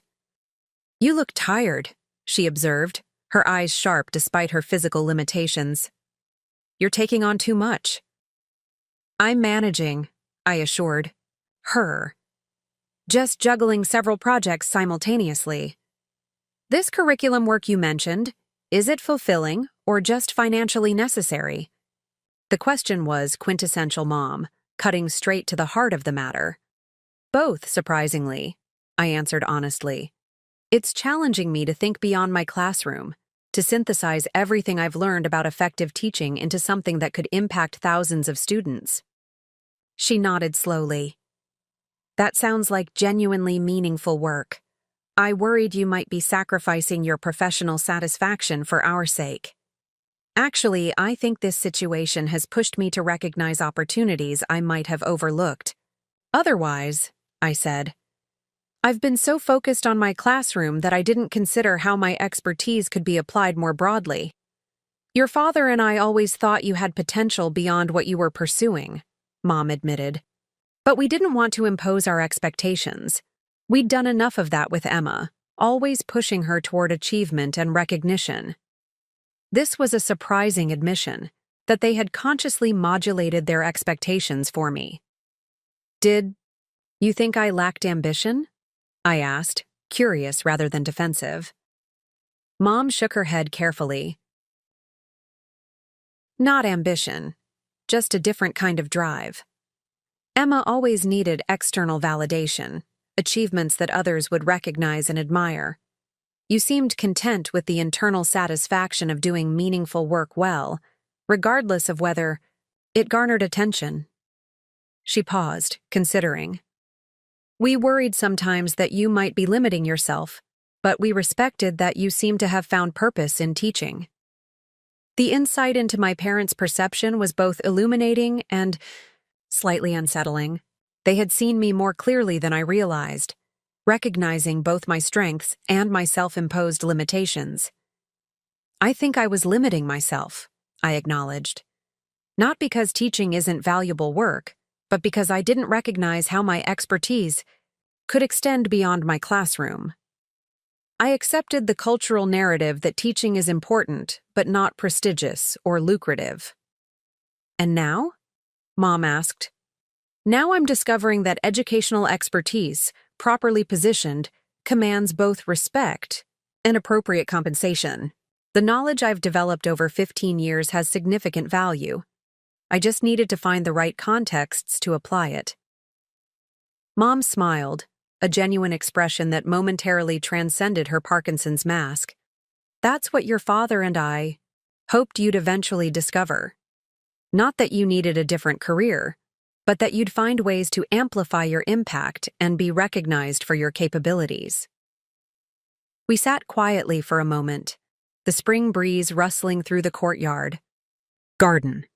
I had spent years assuming my parents viewed my career choice as less impressive than Emma's business trajectory, when in reality, they had simply been waiting for me to recognize my own potential.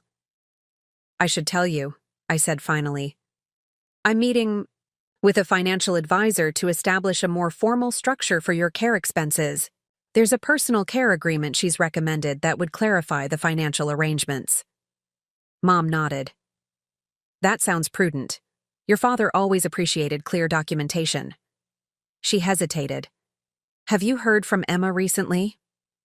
We spoke last week. She suggested moving you to a less expensive facility. Mom's expression hardened slightly. And what did you tell her? That it wasn't an option I would consider. Your care needs are being met here, and disruption would be detrimental, especially for Dad. Thank you, she said simply. This is our home now, such as it is.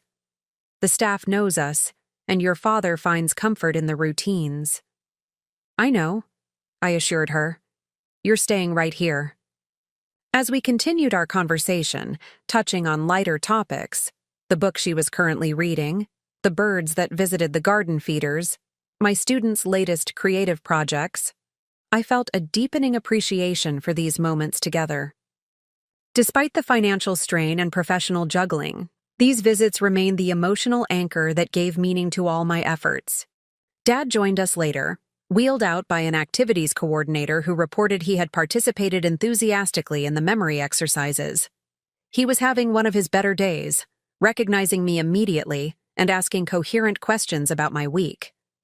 I shared simplified updates about my curriculum project and upcoming grant presentation, which he followed with evident interest and pride. As our visit concluded, a nursing assistant approached with medication for both parents.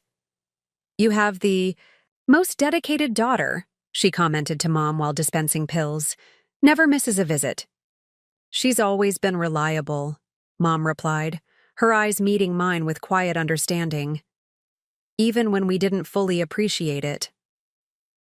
Driving home, I reflected on the evolution of my relationship with my parents, how crisis had clarified the strength of our connection while revealing previously unspoken dynamics. The financial catastrophe engineered by Emma had paradoxically created space for deeper mutual recognition between my parents and me, a recalibration of understanding that might never have occurred otherwise. That evening, as I prepared my classroom materials for the coming week, while simultaneously refining my grant presentation, I received a text from an unfamiliar number. Ms. Bennett, this is Anthony Russo from Lake Property Management. There's been an issue with the cabin that requires immediate attention. Please call when convenient. Concern immediately replaced my contemplative mood. The rental income from the cabin was a crucial component of my financial strategy for my parents' care. Any disruption to that revenue stream could jeopardize the delicate balance I was maintaining. I called Mr. Russo immediately, bracing myself for potentially complicated news that would require yet another adjustment to my already complex plans. The path forward, I was learning, rarely remained smooth for long, no matter how carefully charted. Mr. Russo, this is Olivia Bennett. I got your message about an issue with the cabin. What's happened? I asked, trying to keep the anxiety from my voice. Ms. Bennett, thank you for calling back so promptly, he replied. I wanted to inform you that there's been a substantial water leak at the property. A pipe burst in the utility room while the tenants were away for the weekend. My stomach dropped. How bad is the damage? The property management company's emergency response team contained it relatively quickly, but there's significant water damage to the utility room, hallway, and one of the bedrooms. The current tenants can't remain in the property while repairs are underway. I see, I said, my mind already calculating the financial implications. What's the estimated timeline for repairs, and what happens with the rental income during this period? That's actually why I wanted to speak with you directly, Mr. Russo said, his tone shifting. We've had a rather unexpected development.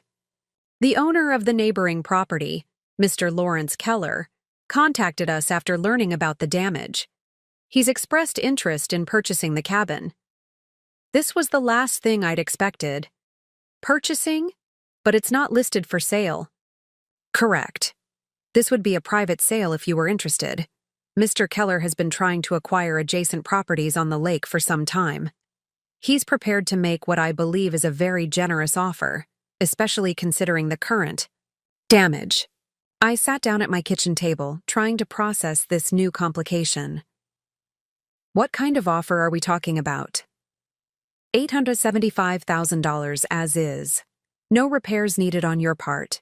He would handle all restoration work himself as part of his larger renovation. Plans for the combined properties. The figure stunned me into momentary silence. Based on the property assessment in my father's portfolio, the cabin had been valued at approximately $650,000 before the water damage. That seems substantially above market value, I finally managed. It is, Mr. Russo confirmed. Mr. Keller has been assembling lakefront properties to create a larger family compound. Your parents' cabin is particularly valuable to him because of its location and water rights. He's willing to pay a premium to complete his vision. My core mind raced with calculations. The cabin currently generated about $34,000 annually in rental income, an important contribution to my parents' care expenses, but not enough on its own.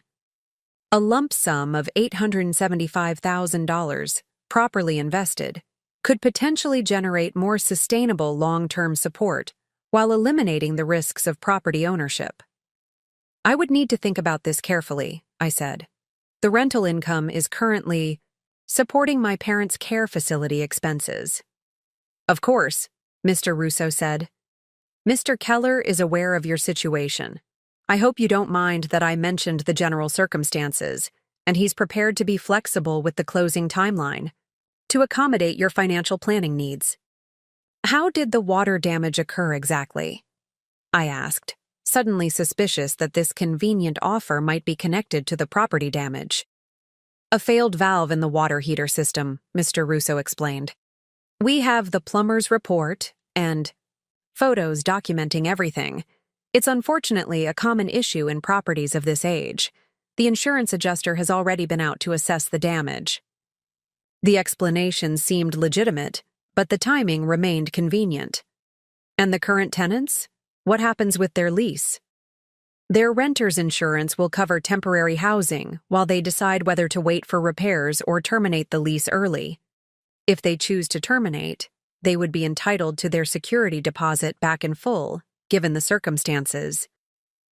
I need time to consider this, I said, and I'd want to speak with a real estate attorney before making any decisions. Completely. Understandable, Mr. Russo agreed. Mr. Keller is prepared to keep this offer open for 2 weeks to give you adequate time for consideration and consultation. Shall I have his formal offer sent to you? Yes, please email it to me, and I'd also like the full damage assessment and repair estimates. After ending the call, I sat motionless at my kitchen table, trying to make sense of this unexpected development. The cabin had been a financial lifeline when I'd discovered its existence, and now its value had potentially increased dramatically through pure chance. The timing seemed almost too fortuitous, raising my natural skepticism.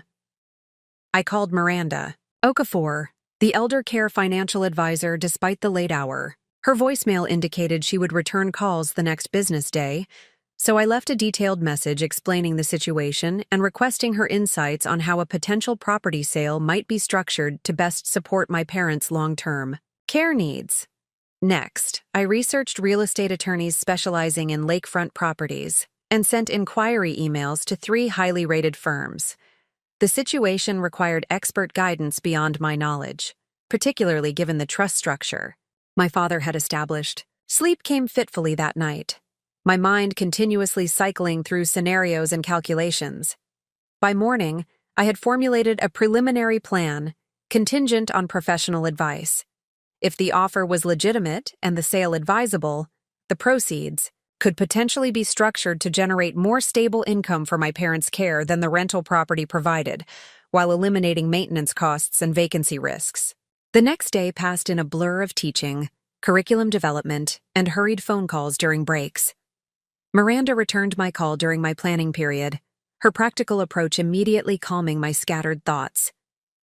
This could be extremely beneficial if structured properly, she said after I explained the situation. A lump sum of that magnitude, invested in an appropriate mix of income-generating vehicles, could provide substantially more monthly support than the rental income alone. That's what I was thinking, I agreed. But I'm concerned about preserving the trust protection my father established. Would selling the property compromise that? Not necessarily. The proceeds from the sale would remain within the trust, simply changing form from real estate to financial assets. The key is ensuring the sale is properly handled as a trust transaction rather than a personal one. And what about tax implications? There would be capital gains considerations, but the trust structure provides some advantages there as well. Your father's basis in the property would carry over, and there might be exclusions available given the circumstances. I'd want to coordinate with the real estate attorney you select to optimize the approach. Her confidence was reassuring. How quickly could this be arranged if I decide to proceed? From a financial planning perspective, we could implement a new investment strategy for the proceeds within days of closing. The real estate transaction timeline would be the determining factor. And what would you recommend for the investment approach? Given your parents' care needs and time horizon, I'd suggest a conservative income-focused portfolio, primarily high-quality bonds, dividend-producing equities, and perhaps some annuity components to ensure consistent monthly distributions. We'd aim for minimizing risk while generating reliable income streams. By the end of the day, I had scheduled consultations with 2 real estate attorneys and received Mr. Keller's formal offer via email. The terms were straightforward: $875,000 for the property as is, with flexible closing terms to accommodate my timeline. A $25,000 earnest money deposit would be placed in escrow upon acceptance, with the ability to rent back to the current tenants under Keller's ownership if I wished to maintain continuity of income during the transition. That evening, Melanie arrived for our scheduled curriculum work session to find me surrounded by property documents, financial projections, and legal notes. I'm sensing a plot twist in the ongoing saga, she observed, setting down her laptop. Bag. I explained the unexpected offer and my efforts to determine the best course of action. It feels too convenient somehow, I admitted. Just as I discover this property exists, suddenly there's a water leak and an above-market offer. Melanie considered this. Have you verified this Keller person is legitimate? That he actually owns neighboring properties? Not yet, but that's on my list for the real estate attorney to investigate. Smart, she nodded. Though even if everything checks out, I understand your hesitation. The cabin was a connection to your father's foresight and planning, a safety net he created specifically for this situation. Her observation captured something I hadn't fully articulated even to myself. The cabin represented more than financial security. It was tangible evidence of my father's concern and protection, established during a time when his mind was still sharp and his judgment sound. Selling means converting his specific provision into something more abstract, I acknowledged. Though potentially more beneficial in practical terms. It's okay to have mixed feelings about that, Melanie said gently. Financial decisions are rarely just about the numbers, especially when family is involved. We shifted to our curriculum work, making substantial progress on the digital integration components for the 10th grade units. My focus improved as the evening progressed, the familiar territory of educational planning providing temporary respite from the property decision looming over me. The following afternoon, I met with Catherine Jimenez, a real estate attorney specializing in waterfront properties and trust transactions. Her office overlooked the city park, the spring foliage visible through floor-to-ceiling windows. She had reviewed the documents I'd forwarded prior to our meeting. "I've researched Mr. Lawrence Keller," she began after preliminaries. "He appears to be legitimate, a tech entrepreneur who sold his company 5 years ago and has indeed been assembling adjacent properties on Lake Henderson. County records confirm he owns the 2 parcels bordering your parents' cabin." "That's somewhat reassuring," I said, "though the timing still seems convenient." Catherine smiled. "Healthy skepticism serves you well in real estate transactions. I've reviewed the plumber's report and insurance adjuster's assessment. The water damage appears to be genuine and consistent with the type of failure described. There's no evidence suggesting sabotage or deliberate flooding. And the offer itself? Is $875,000 reasonable given the circumstances? Based on recent comparable sales in the area, without water damage, similar properties are selling in the $680,000 to $720,000 range. Factor in the necessary repairs estimated at $45,000 to $60,000, and Mr. Keller's offer represents a significant premium. His motivation aligns with established patterns of property assemblage, where buyers often pay above market for parcels that complete their desired holdings. Her analysis matched my research, but carried the weight of professional expertise. If I decide to proceed, what would the process look like, given the trust structure? As successor trustee, you have the authority to sell trust assets provided the proceeds remain within the trust and are managed according to the trust's stated purpose. In this case, your parents' care, Catherine explained. We would structure the sale as a trust transaction with proceeds deposited directly to a trust account rather than passing through personal accounts. And the timeline? Given the motivated buyer and as-is condition, we could potentially close within 30 days of acceptance. However, Mr. Keller has indicated flexibility, so we could negotiate a schedule that aligns with your financial planning needs. After discussing additional legal considerations and transaction costs, I left Catherine's office with greater confidence in the legitimacy of the offer, but still conflicted about the decision itself. The attorney had confirmed what the financial advisor suggested, that selling could potentially provide greater stability and income for my parents' care than maintaining the rental property. Yet something continued to hold me back from immediate acceptance. That evening, I visited my parents, determined to include them in the decision to whatever extent possible. Mom was having a difficult day, her tremors more pronounced than usual, but her mind remained clear. Dad was in one of his more lucid periods, recognizing me immediately when I entered their room. "There's my Livy," he greeted me warmly. "What? Brings you here on a Tuesday? Usually it's your busy curriculum night." The fact that he remembered my typical schedule was encouraging. "I wanted to discuss something important with both of you," I explained, pulling a chair between their seats. "It's about the Lake Henderson cabin." Mom's attention sharpened visibly. "Has something happened with the property?" I explained the water damage situation and the subsequent purchase offer, carefully gauging their reactions. Dad seemed to follow the explanation, though he occasionally glanced at Mom as if confirming his understanding. $875,000? He repeated when I mentioned the offer amount. "That's substantially above what we paid, even with improvements." "It is," I confirmed. "The buyer owns adjacent properties and wants to create a family compound." "Lawrence Keller," Dad said unexpectedly. "The tech fellow who bought the Wilsons' place 2 years ago." His recollection startled me. "Yes, that's right. Do you know him?" Dad's brow furrowed with concentration. "Met him once at the lake. Seemed decent enough. Very focused on his vision for the property. Mentioned he'd be interested if we ever decided to sell." He looked at Mom. "Remember, Martha, at the Owners Association picnic?" Mom nodded slowly. "I remember. Very polite man with grand plans." said our cabin had the best sunrise view on that stretch of shoreline.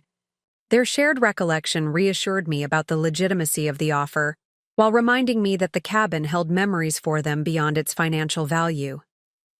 "I wanted to discuss this with you before making any decisions," I said. "The property was set aside specifically for your care needs. And it's serving that purpose now," Mom observed. "But you're wondering if selling might be the wiser course."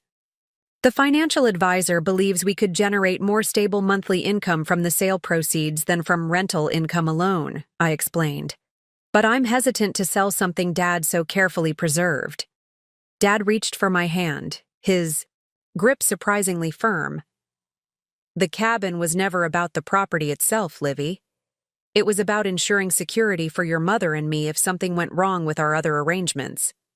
His eyes, clear and present in this moment, held mine steadily, which it did. "Your father always said the cabin was insurance," Mom added, "not a legacy to preserve for its own sake." "So you think selling would be the right decision?" I asked. They exchanged a glance laden with the understanding that comes from decades of partnership. "If the financial people believe it creates better security for our care, then yes," Dad said. "That was always the purpose." "And what about your memories there?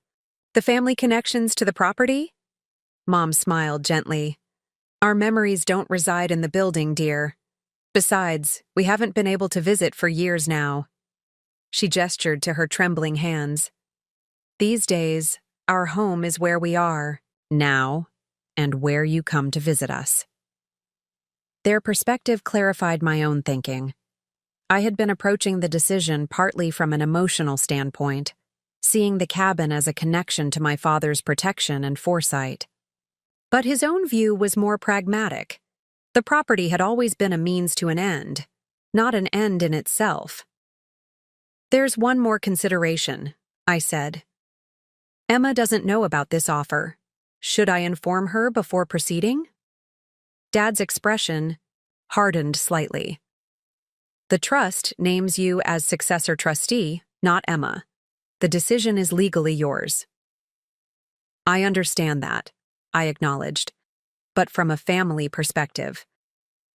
"From a family perspective," Mom interjected gently. "Emma relinquished her role in our care when she misappropriated the resources entrusted to her. This property was specifically kept separate from her influence. Your father and I support whatever decision you believe best serves our needs." Their united perspective settled something within me. The cabin had been established as protection against exactly the situation that had transpired, Emma's mismanagement of their primary assets. Using it now as effectively as possible aligned perfectly with my father's original intent. "Thank you both," I said, squeezing Dad's hand. "I'll consult with the financial advisor and attorney to structure the sale optimally for your ongoing care." As I prepared to leave, Dad called me back. "Livy, there's something else you should know." His voice had the urgent quality it took on when he was fighting to articulate a thought before it slipped away. "The trust. There are provisions we didn't discuss, papers in the safe deposit box, key in my desk at home." Mom nodded. "He's right. There are additional trust documents you should review before finalizing anything." "What kind of provisions?" I asked. Dad's focus was already beginning to drift, the lucidity of the past hour fading. "Protections, contingencies. Martha knows." Mom reached for my hand. The original trust attorney was James Littleton. His contact information should be with the papers. He can explain the provisions your father is referring to. That night, I located the key in my father's home office. Desk, now part of the condo Emma had purchased with their money. The irony of retrieving the key to access documents that had been specifically protected from Emma's control, from the house she now owned, wasn't lost on me.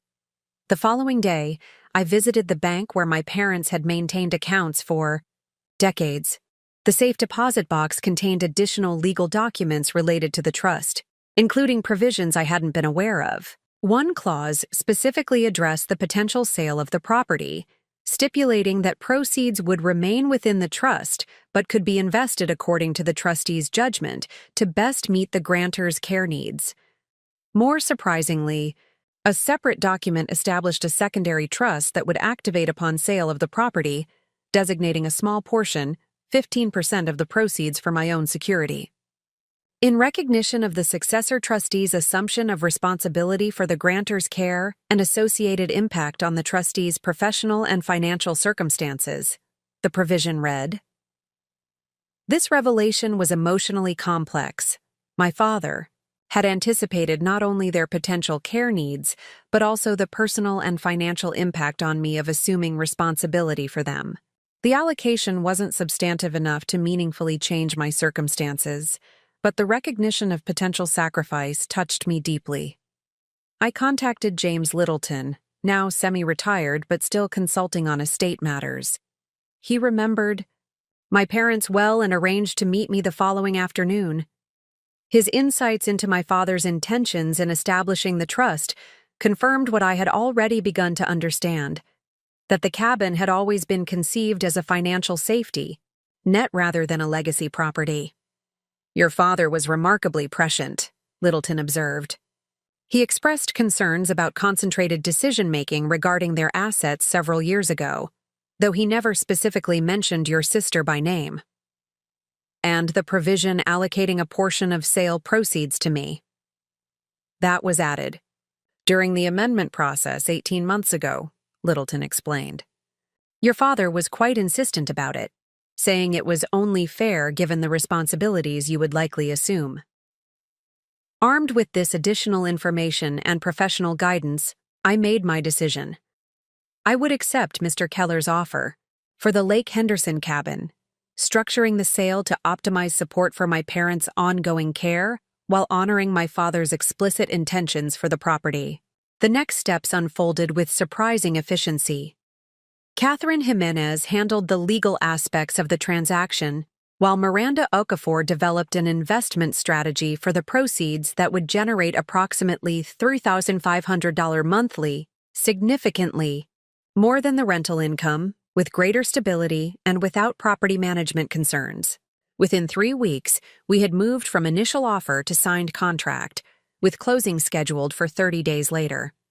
The transaction included a provision allowing the current tenants to complete their lease term under the new ownership if they chose, providing continuity for them while removing administrative responsibilities from my purview.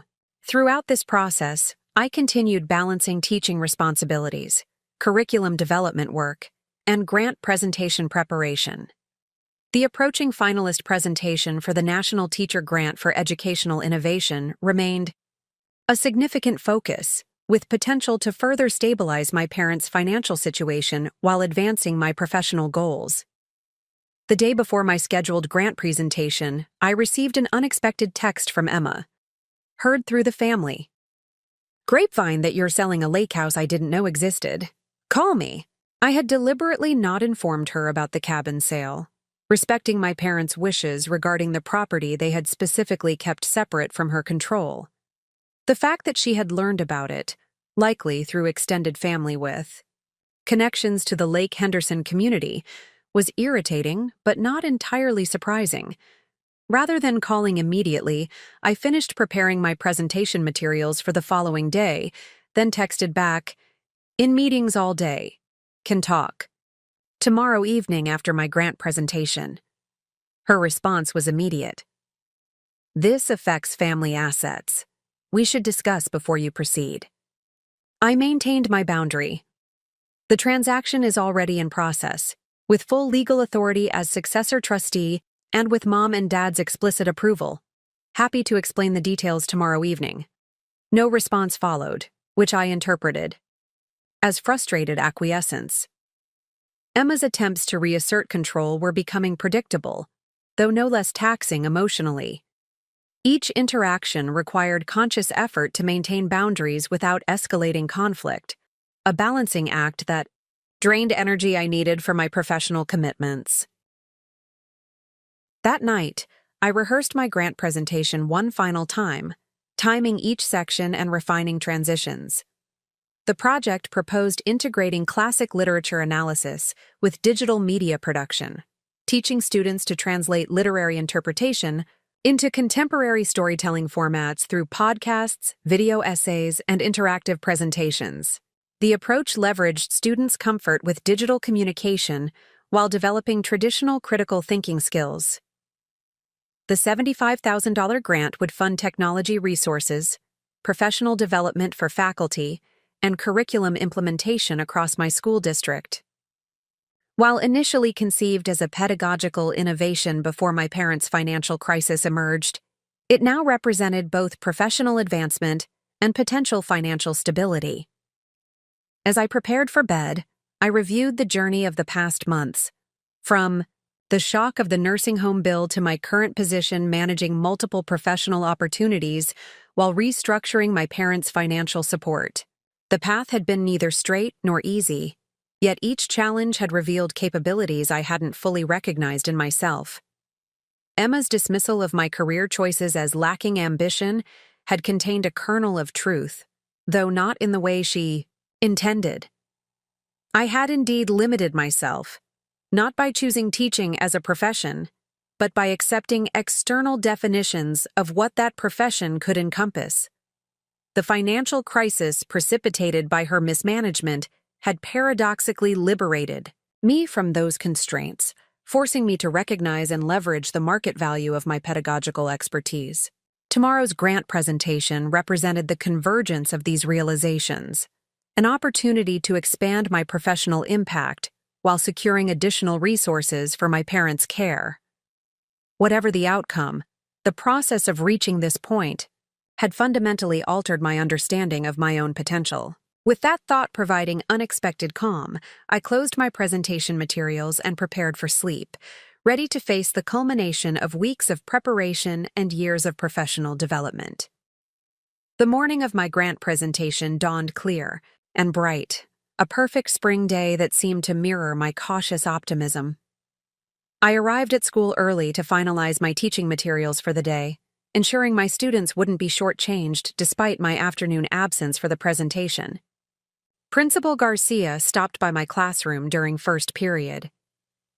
"Just wanted to wish you luck today," he said quietly as my students worked on their analysis essays.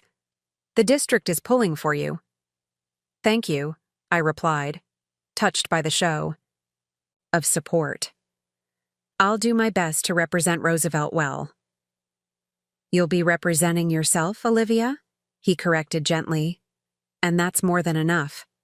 His words stayed with me throughout the morning, a reminder that this presentation wasn't just about securing funding or advancing institutional goals, but about demonstrating the value of my own professional vision and expertise. During lunch, I changed into the professional attire I'd selected for the presentation, a tailored navy suit that projected confidence without ostentation. Several colleagues stopped by to offer encouragement, their genuine support, another reminder of the professional community I'd built over 15 years of teaching. "Ms. Bennett, are you leaving us?" asked Miguel, one of my most perceptive seniors, as he entered the classroom for sixth period. "Just for the afternoon," I assured him. "I have a presentation for a national education grant." "Is this for that digital literature project you mentioned?" Aisha asked from her seat by the window. "It is. If we receive the funding, you might be invited to participate in the pilot implementation before you graduate." Miguel grinned. "Make sure you tell them about how we analyzed The Great Gatsby through TikTok formats. That project was fire." I smiled at his enthusiasm. That's actually one of my examples of how traditional literary analysis can be translated into contemporary media contexts. As the substitute teacher arrived to supervise my final period, I gathered my presentation materials and headed to the district office where the grant committee would be conducting virtual interviews with finalists. The technology had been tested the previous day, the presentation space prepared with professional lighting and sound equipment to ensure optimal communication. "Nervous?" asked Dr. Kaminsky, the district's curriculum director, as we waited for the committee to connect. Focused, I replied, surprising myself with the accuracy of the word. Nervousness implied doubt, and while I recognized the competitive nature of the grant process, I felt a solid confidence in both my project and my ability to communicate its value. The video conference connected precisely on schedule, revealing a panel of 7 individuals, 3 educators, 2 philanthropic foundation representatives, a technology integration specialist, and a previous grant recipient. The format was straightforward. 15 minutes for my presentation, followed by 10 minutes of questions from the committee. As I began speaking, the weeks of preparation translated into fluid articulation of my vision. I outlined the pedagogical foundation, the marriage of traditional literary analysis with contemporary digital storytelling, followed by implementation methodology, assessment frameworks, and scalability potential. Sample projects from my current students demonstrated the approach in action, while research data supported the efficacy of bridging canonical texts with digital media production. Throughout the presentation, I maintained steady eye contact with the camera, modulating my voice for emphasis and clarity. The concerns that had occupied so much of my mental energy recently, my parents' care, Emma's interference, the property sale, receded temporarily, allowing full presence in this professional moment. When I concluded precisely at the 15-minute mark, the committee chair, Dr. Eleanor Rivera, a renowned education researcher, smiled approvingly. "Thank you, Ms. Bennett. That was remarkably comprehensive while remaining accessible, much like your project itself." The questions that followed were substantive and thought-provoking. How would the approach accommodate diverse learning needs? What professional development would teachers require to implement effectively? How would success be measured beyond engagement metrics? Each query allowed me to demonstrate the depth of thought behind the proposal, not merely a creative concept, but a thoroughly considered educational approach grounded in both research and classroom experience. As the final question concluded, I felt the satisfaction of having represented my professional vision with clarity and conviction. "Thank you for your time and consideration," I said as the session ended. "I'm grateful for the opportunity to share this project with you." "We appreciate your thoughtful proposal," Dr. Rivera responded. "Finalists will be notified of decisions within the next week." As the video connection ended, Dr. Kaminsky offered a thumbs up. "Outstanding presentation, Olivia. You've given them a lot to think about." "Do you think we have a chance?" I asked, beginning to gather my materials. "Better than a chance," he replied confidently. "Your proposal bridges traditional academic values with contemporary student engagement, exactly the kind of innovation educational foundations are eager to support. Plus, your presentation skills are impeccable." His assessment aligned with my own cautious optimism. Whatever the outcome, I had presented my best work with confidence and clarity, a professional milestone regardless of the funding decision. Checking my phone as I left the district office, I found several messages. Waiting. The first was from Catherine Jimenez, confirming that all conditions had been met for the cabin sale, and closing was on schedule for the following week. The second was from Meadowbrook's activities director, sharing photos of my parents enjoying a musical performance in the community room. The third was from Emma. "Still waiting to discuss the property situation. Call when you're done." I decided to address Emma's demand first, knowing it would continue to distract me until resolved. I called from my car, parked in the district office lot where I could have privacy for what would likely be a difficult conversation. Up next, you've got 2 more standout stories right on your screen. If this one hit the mark, you won't want to pass these up. Just click and check them out. And don't forget to subscribe and turn on the notification bell so you don't miss any upload from us.